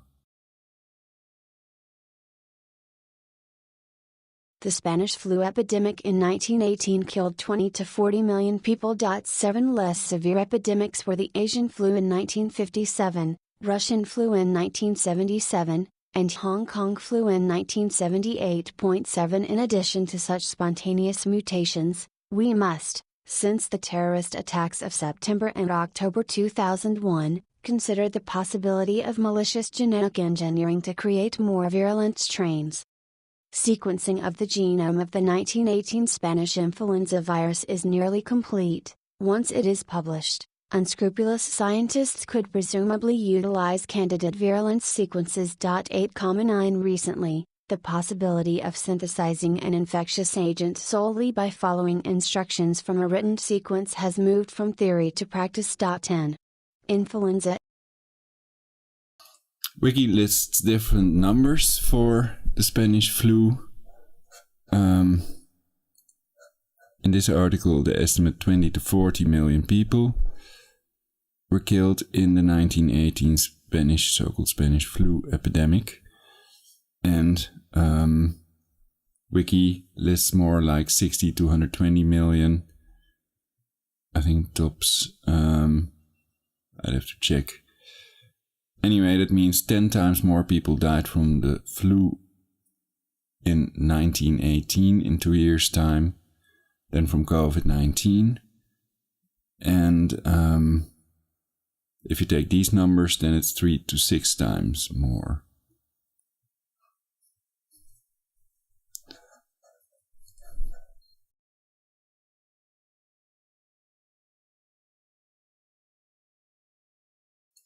So we had about 6 million COVID-19 deaths in about 2 years' time. And people can check worldometers.info for the current amount of COVID-19 deaths.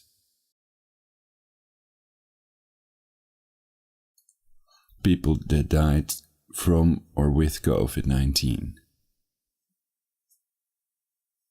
I think that's the consensus they have.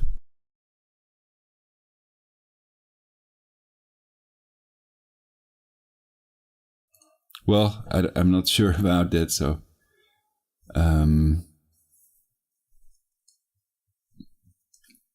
anyway, many of these people had comorbidities. So it's not just people who died from COVID-19, to keep it clear.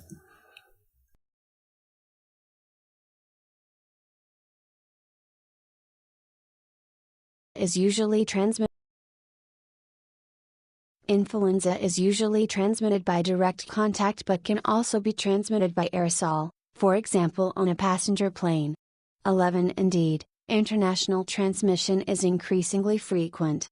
Notably, aerosol transmission of influenza requires up to 27,000 times fewer variants to induce equivalent disease. 12 Taken together with the fact that influenza virus is readily accessible and may be causing more deaths than previously suspected, the possibility for genetic engineering and aerosol transmission suggests an enormous potential for bioterrorism.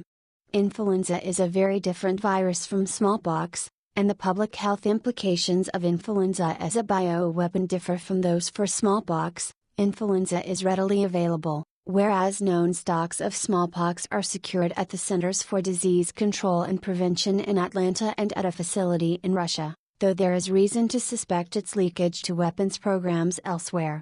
Secondly, because influenza occurs naturally, a cluster of cases would not prompt an investigation, and an epidemic would have a considerable head start on public health authorities. A third difference is that the incubation period for influenza is short, 1 to 4 days, versus 10 to 14 days for smallpox. Immunization after exposure to influenza is therefore not protective, and even the neuraminidase inhibitors such as oseltamivir must be administered before symptoms develop or within the first 48 hours after their appearance.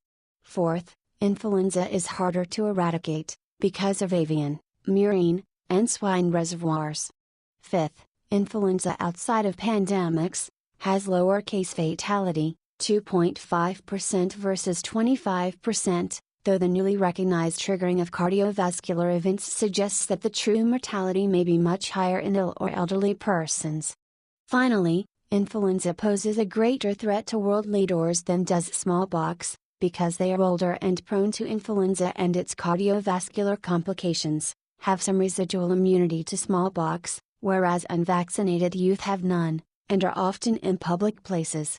Even a natural epidemic of influenza can devastate our healthcare system and render society vulnerable to terrorist attacks of any kind. 13 In addition, because of the similarity between early symptoms of influenza and other bioterror agents, such as anthrax, clinicians need to understand the differences in symptoms and signs and be aware of the initial screening tests for anthrax and influenza. Since the two diseases could coexist, it is unfortunate that there are, to date, no point-of-care tests to diagnose both and thus minimize confusion and panic. We have 7 proposals to address these issues. The World Health Organization and the Centers for Disease Control and Prevention, CDC, should bring together experts in influenza, bioterrorism, health policy, international law, and ethics to study this matter. Authorities should recognize that smallpox-based lessons drawn from exercises such as Dark Winter are not all applicable to weaponized influenza. Depending on their other public health needs and resources and their likelihood of being targeted, countries might consider only some of the steps listed below, which are suggested in particular for the USA. CDC should advance influenza as a critical agent in priority as a bioterrorism threat. Physicians, nurses and their organizations, insurers, and health officials should increase efforts to immunize those for whom immunization is currently recommended. The policy might be extended to mandatory immunization of medical personnel, or even universal immunization. Increase the security of laboratories conducting influenza research, and of manufacturers and distributors of vaccines and antivirals. Stockpile antiviral drugs and increase capacity to develop and produce vaccine. These might also be added to the pushbacks for urgent distribution by the U.S. Department of Health and Human Services. Consider a federal influenza gene sequencing and vaccine development program, based at high-security government, pharmaceutical and university laboratories. Expand active seroepidemiological surveillance and offer incentives to reporting of clinical cases. The recently developed influenza assays make serological surveillance simple and fast, yet are little used by clinicians. New syndromic surveillance systems are required, capable of detecting incipient epidemics. Consider federal programs to develop antiviral filters, biosensors, and inactivation systems, for example ultraviolet, for ventilation systems. Such efforts could be part of a broader viral protection program.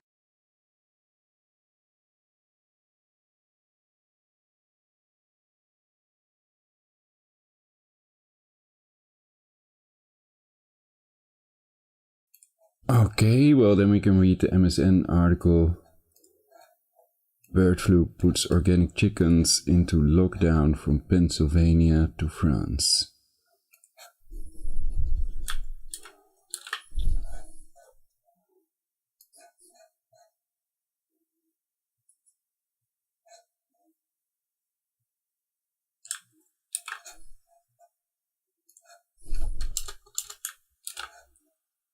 Alright.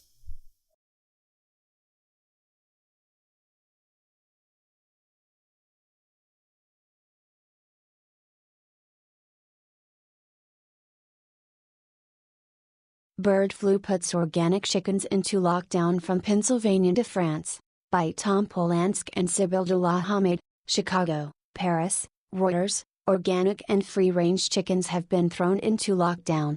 Egg-laying hens that normally have access to the outdoors can no longer roam as freely or feel the sun on their beaks as some US and European farmers temporarily keep flocks inside during lethal outbreaks of bird flu, according to egg producers and industry representatives. File photo: an employee of a poultry farm examines eggs in Volnay, Western France, February 23, 2006. Further copyright Reuters, Frank Prevel. File photo: an employee of a poultry farm examines eggs in Volnay, Western France, February 23, 2006. Further ca. The switch comes as a surprise to shoppers already shelling out more money for eggs due to cullings of infected flocks. Consumers pay extra for specialty eggs, thinking they come from hens that can venture out of barns. U.S. watchdogs say retailers and egg companies must do a better job informing customers that hens are kept inside, as shoppers track their spending amid record global food inflation. Keeping birds inside is safest for now, according to government officials, because a single case of bird flu results in entire flocks being culled.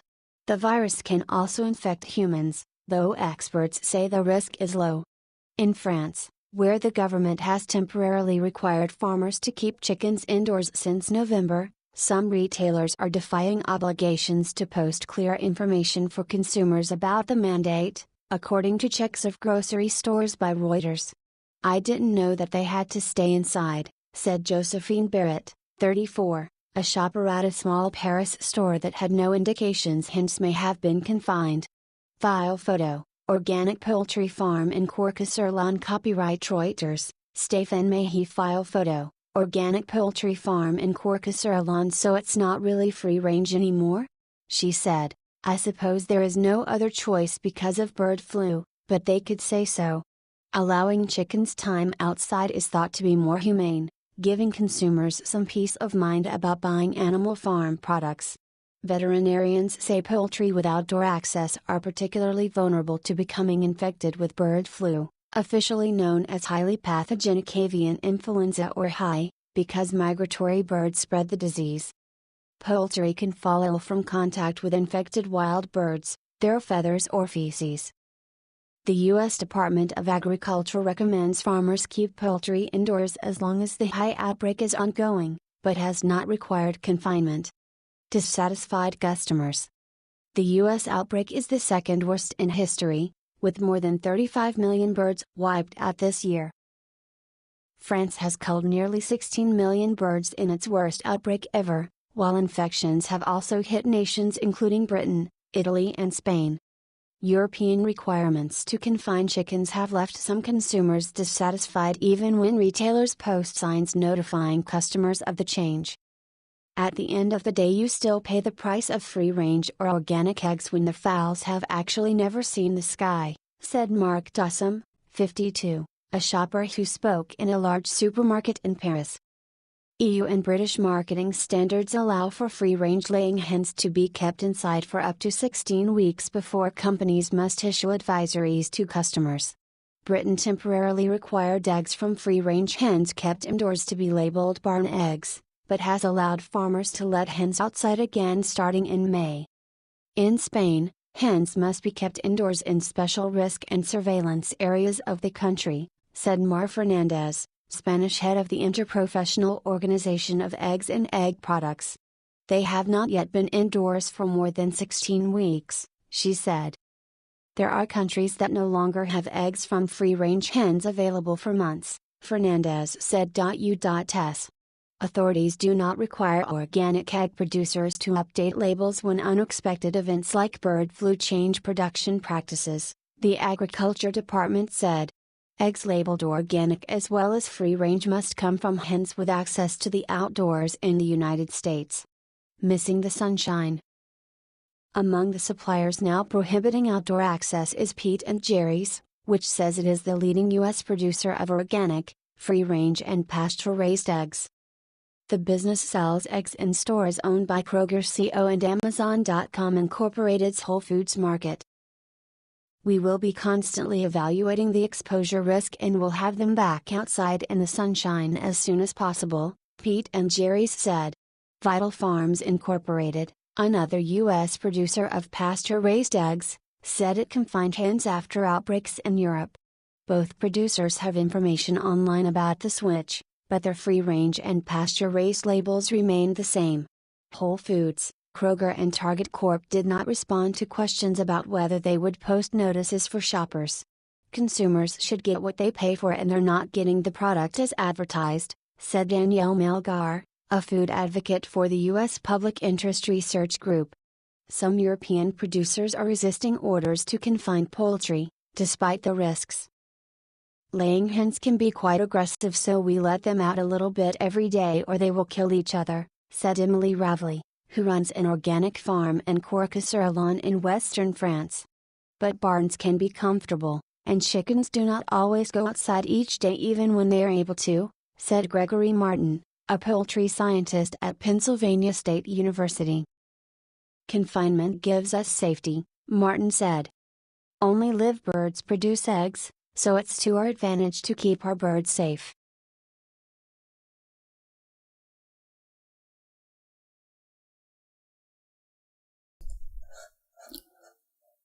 So the next article is New York Post. And the previous article, I didn't see a date on that, but that's from 2 days ago. Also on other websites. That's why I showed the other article. And this is May 2nd, 2022. The date of making this video is May 4th, 2022.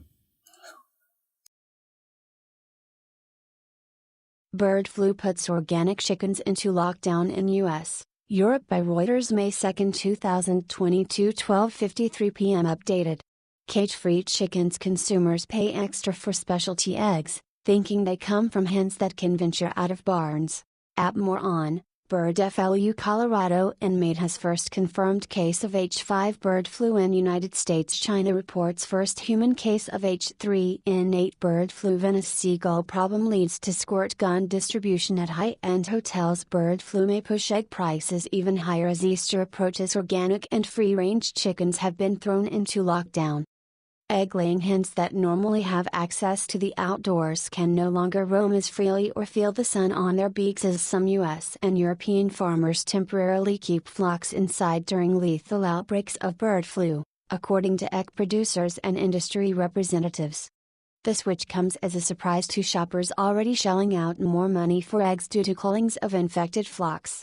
Consumers pay extra for specialty eggs, thinking they come from hens that can venture out of barns. U.S. watchdogs say retailers and egg companies must do a better job informing customers that hens are kept inside, as shoppers track their spending amid record global food inflation. Keeping birds inside is safest for now, according to government officials, because a single case of bird flu results in entire flocks being culled.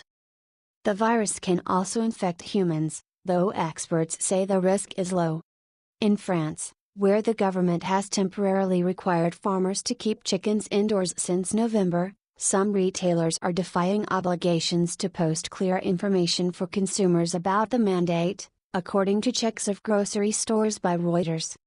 I didn't know that they had to stay inside, said Josephine Barrett, 34, a shopper at a small Paris store that had no indications hens may have been confined. Eggs at a supermarket. U.S. authorities do not require organic egg producers to update labels when unexpected events like bird flu change production practices, the Agriculture Department said. EPA, so it's not really free range anymore? She said. I suppose there is no other choice because of bird flu, but they could say so. Allowing chickens time outside is thought to be more humane, giving consumers some peace of mind about buying animal farm products. See also the cost of eggs has risen significantly in recent weeks due to an outbreak of avian flu. The price of eggs is surging due to a contagious strand of avian flu. Veterinarians say poultry with outdoor access are particularly vulnerable to becoming infected with bird flu, officially known as highly pathogenic avian influenza or HI, because migratory birds spread the disease. Poultry can fall ill from contact with infected wild birds, their feathers or feces. The U.S. Department of Agriculture recommends farmers keep poultry indoors as long as the HI outbreak is ongoing, but has not required confinement. Dissatisfied customers. The U.S. outbreak is the second worst in history, with more than 35 million birds wiped out this year. France has culled nearly 16 million birds in its worst outbreak ever, while infections have also hit nations including Britain, Italy and Spain. European requirements to confine chickens have left some consumers dissatisfied even when retailers post signs notifying customers of the change. At the end of the day, you still pay the price of free-range or organic eggs when the fowls have actually never seen the sky, said Mark Dossum, 52, a shopper who spoke in a large supermarket in Paris. EU and British marketing standards allow for free-range laying hens to be kept inside for up to 16 weeks before companies must issue advisories to customers. I think also that rainwater must be analyzed, not just the sewer water. They should get it analyzed in a lab, and the government should know what's in the rainwater, and the people have a right to know as well. Many of these things are absorbed by our skin, and knowledge is power. So I think that should be analyzed. All governments of all countries must get the rainwater analyzed regularly to see if there are any toxins in there, or even scan for bioweapons, perhaps, who knows. So there can be bioweapons that evaporate with the water, etc. in theory, or factories that produce toxins, etc. So it would be weird if they are not analyzing the contents of the rainwater in a lab, the ingredients, the excipients. Excipients is wrong in this case, but okay.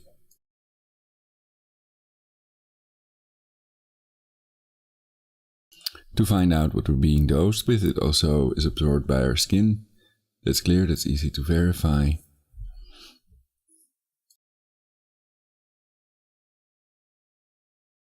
But I personally think that gene drive technology 170 global groups want a moratorium on, because it can cause extinction of all organisms, all species, mass extinction. That's a bigger threat even than the bioweapon viruses, which are a bigger threat perhaps than nuclear weapons. Bill Gates also spoke about that. Yeah, that's the point I wanted to make. Britain temporarily required eggs from free-range hens kept indoors to be labeled barn eggs, but has allowed farmers to let hens outside again starting in May. Hen on-farm keeping birds inside is safest for now, according to US officials. Getty Images in Spain, hens must be kept indoors in special risk and surveillance areas of the country, said Mar Fernandez, Spanish head of the Interprofessional Organization of Eggs and Egg Products. They have not yet been indoors for more than 16 weeks, she said. There are countries that no longer have eggs from free-range hens available for months, Fernandez said. U.S. authorities do not require organic egg producers to update labels when unexpected events like bird flu change production practices, the Agriculture Department said. Eggs labeled organic as well as free-range must come from hens with access to the outdoors in the United States. Missing the sunshine among the suppliers now prohibiting outdoor access is Pete and Jerry's, which says it is the leading U.S. producer of organic, free-range and pasture-raised eggs. The business sells eggs in stores owned by Kroger and Amazon's Whole Foods Market. We will be constantly evaluating the exposure risk and will have them back outside in the sunshine as soon as possible, Pete and Jerry's said. Vital Farms, another U.S. producer of pasture-raised eggs, said it confined hens after outbreaks in Europe. Both producers have information online about the switch, but their free-range and pasture-raised labels remain the same. What do you think? Post a comment. Whole Foods, Kroger and Target did not respond to questions about whether they would post notices for shoppers. Consumers should get what they pay for and they're not getting the product as advertised, said Danielle Melgar, a food advocate for the U.S. Public Interest Research Group.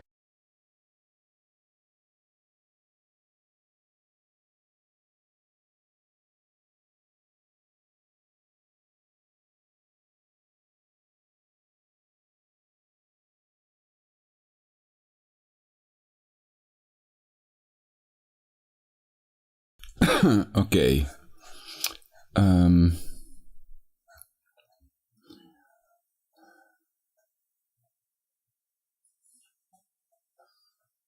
Well, I think that's about it for this broadcast.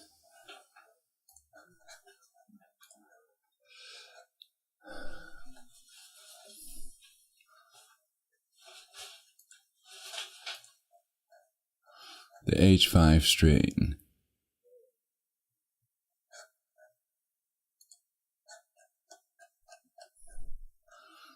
And we read about these turkeys on cdc.gov. Picture of a flock of young turkeys. Some of the recent H5N1 bird flu infections in the United States have occurred in commercially raised turkeys.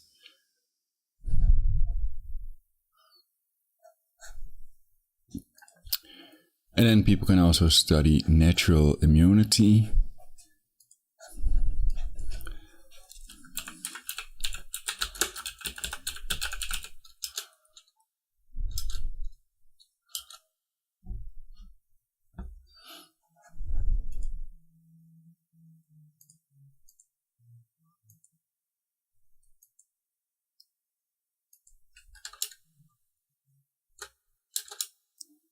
Takes a while, I'm scrolling through a lot of chat remarks. Wow.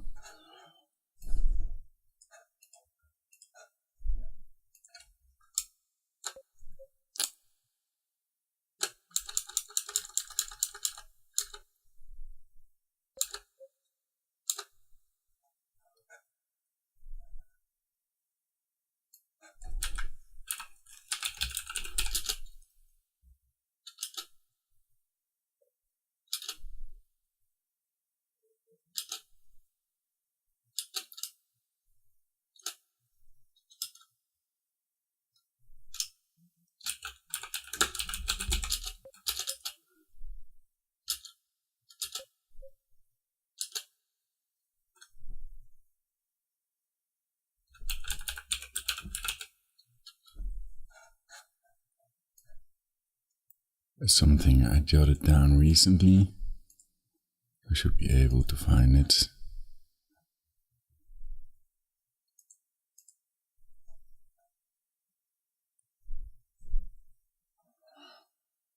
Also, the definition of sterilizing immunity.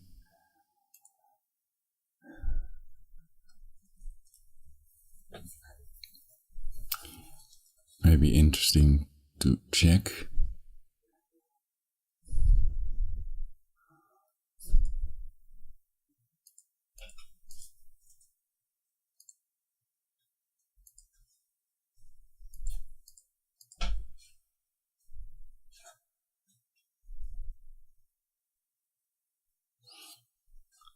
The innate or non-specific immune system is one of the two main immunity strategies, the other being the adaptive immune system in vertebrates. Wikipedia, May 5th, 2022. Innate immunity people are born with. Let's see if I can find that on Wiki.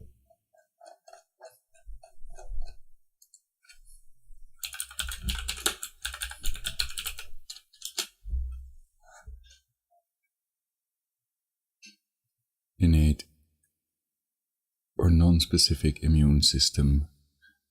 The innate immune system is an older evolutionary defense strategy, relatively speaking, and is the dominant immune system response found in plants, fungi, insects, and primitive multicellular organisms, see beyond vertebrates.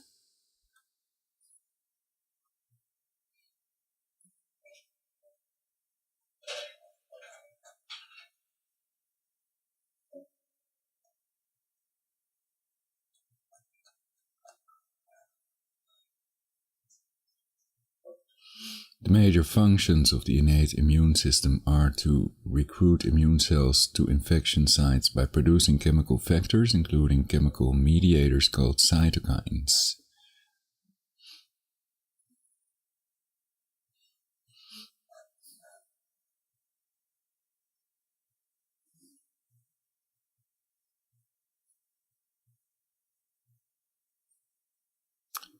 Activate the complement cascade to identify bacteria, activate cells, and promote clearance of antibody complexes or dead cells. Another function of the innate immune system. Identify and remove foreign substances present in organs, tissues, blood and lymph by specialized white blood cells, also called leukocytes or leukocytes, are the cells of the immune system that are involved in protecting the body against both infectious disease and foreign invaders. And another major function of the innate immune system is to activate the adaptive immune system through antigen presentation.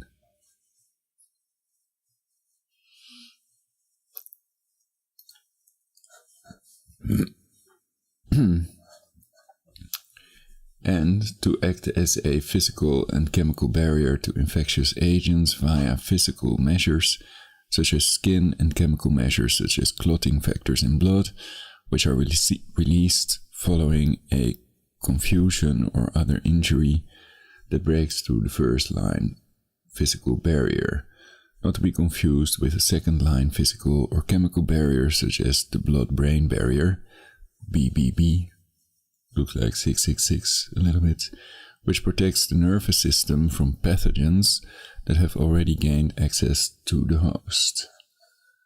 And then we can read the adaptive immune system. I think that may also be interesting.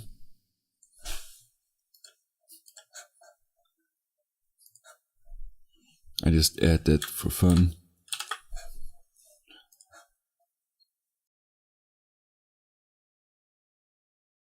The adaptive immune system, also known as the acquired immune system, is a subsystem of the immune system that is composed of specialized, systemic cells and processes that eliminate pathogens or prevent their growth.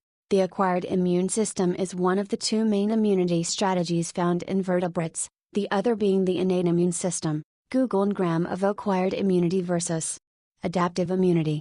The peak for adaptive in the 1960s reflects its introduction to immunology by Robert A. Good and used by colleagues. The explosive increase in the 1990s was correlated with the use of the phrase innate immunity. Like the innate system, the adaptive immune system includes both humoral immunity components and cell-mediated immunity components and destroys invading pathogens. Unlike the innate immune system, which is pre-programmed to react to common broad categories of pathogen, the adaptive immune system is highly specific to each particular pathogen the body has encountered. Adaptive immunity creates immunological memory after an initial response to a specific pathogen, and leads to an enhanced response to future encounters with the pathogen. Antibodies are a critical part of the adaptive immune system. Adaptive immunity can provide long-lasting protection, sometimes for the person's entire lifetime. For example, someone who recovers from measles is now protected against measles for their lifetime. In other cases it does not provide lifetime protection, as with chickenpox. This process of adaptive immunity is the basis of vaccination. The cells that carry out the adaptive immune response are white blood cells known as lymphocytes. B cells and T cells, two different types of lymphocytes, carry out the main activities, antibody responses, and cell-mediated immune response. In antibody responses, B cells are activated to secrete antibodies, which are proteins also known as immunoglobulins. Antibodies travel through the bloodstream and bind to the foreign antigen, causing it to inactivate, which does not allow the antigen to bind to the host. 1. Antigens are any substances that elicit the adaptive immune response.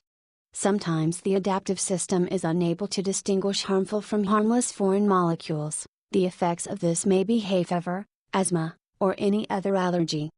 In adaptive immunity, pathogen-specific receptors are acquired during the lifetime of the organism, whereas in innate immunity pathogen-specific receptors are already encoded in the genome. This acquired response is called adaptive because it prepares the body's immune system for future challenges, though it can actually also be maladaptive when it results in allergies or autoimmunity. The system is highly adaptable because of two factors. First, somatic hypermutation is a process of accelerated random genetic mutations in the antibody coding genes, which allows antibodies with novel specificity to be created. Second, VDJ recombination randomly selects one variable, V, one diversity, D, H5N1 joining J region for genetic recombination and discards the rest, which produces a highly unique combination of antigen receptor gene segments in each lymphocyte. This mechanism allows a small number of genetic segments to generate a vast number of different antigen receptors, which are then uniquely expressed on each individual lymphocyte. Since the gene rearrangement leads to an irreversible change in the DNA of each cell, all progeny, offspring, of that cell inherit genes that encode the same receptor specificity, including the memory B cells and memory T cells that are the keys to long-lived specific immunity.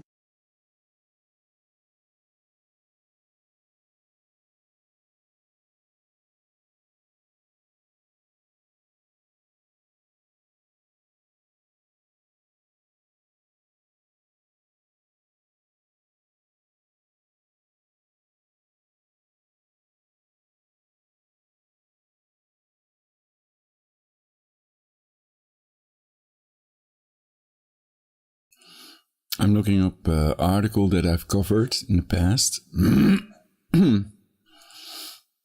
TheBlaze.com. Horowitz 15 studies that indicate natural immunity from prior infection is more robust than the COVID vaccines. August 25th, 2021. And I also covered Professor Marty Macquarie.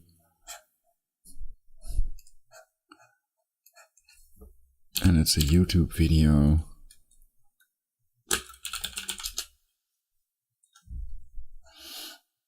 Johns Hopkins doc says natural immunity 27 times more effective than vaccine. Western Journal, December 3rd, 2021.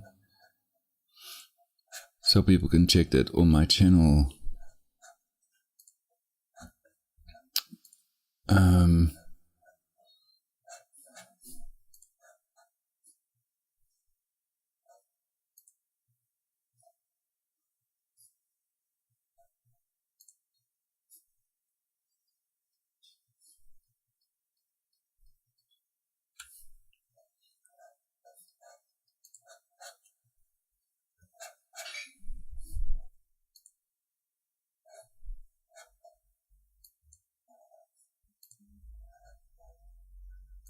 So I think that's it for this broadcast.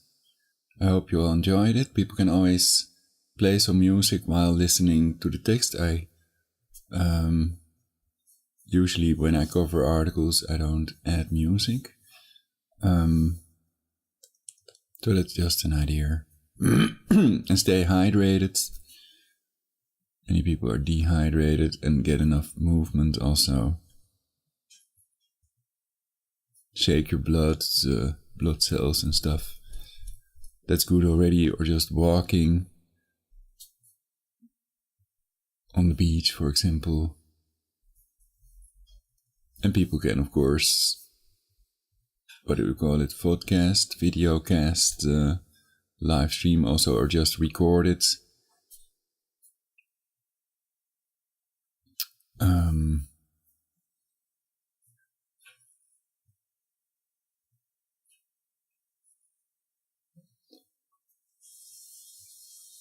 Well, we'll see how it develops, and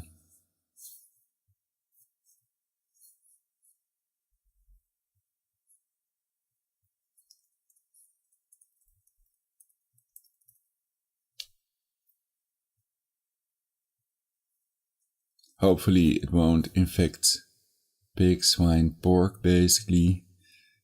I was thinking about that Event 201 illustration with the pig that's getting a virus through its nostrils, and then it's animated.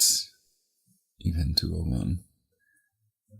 Okay, well, that's it for this broadcast, and thank you all for watching. Please like, share, and subscribe.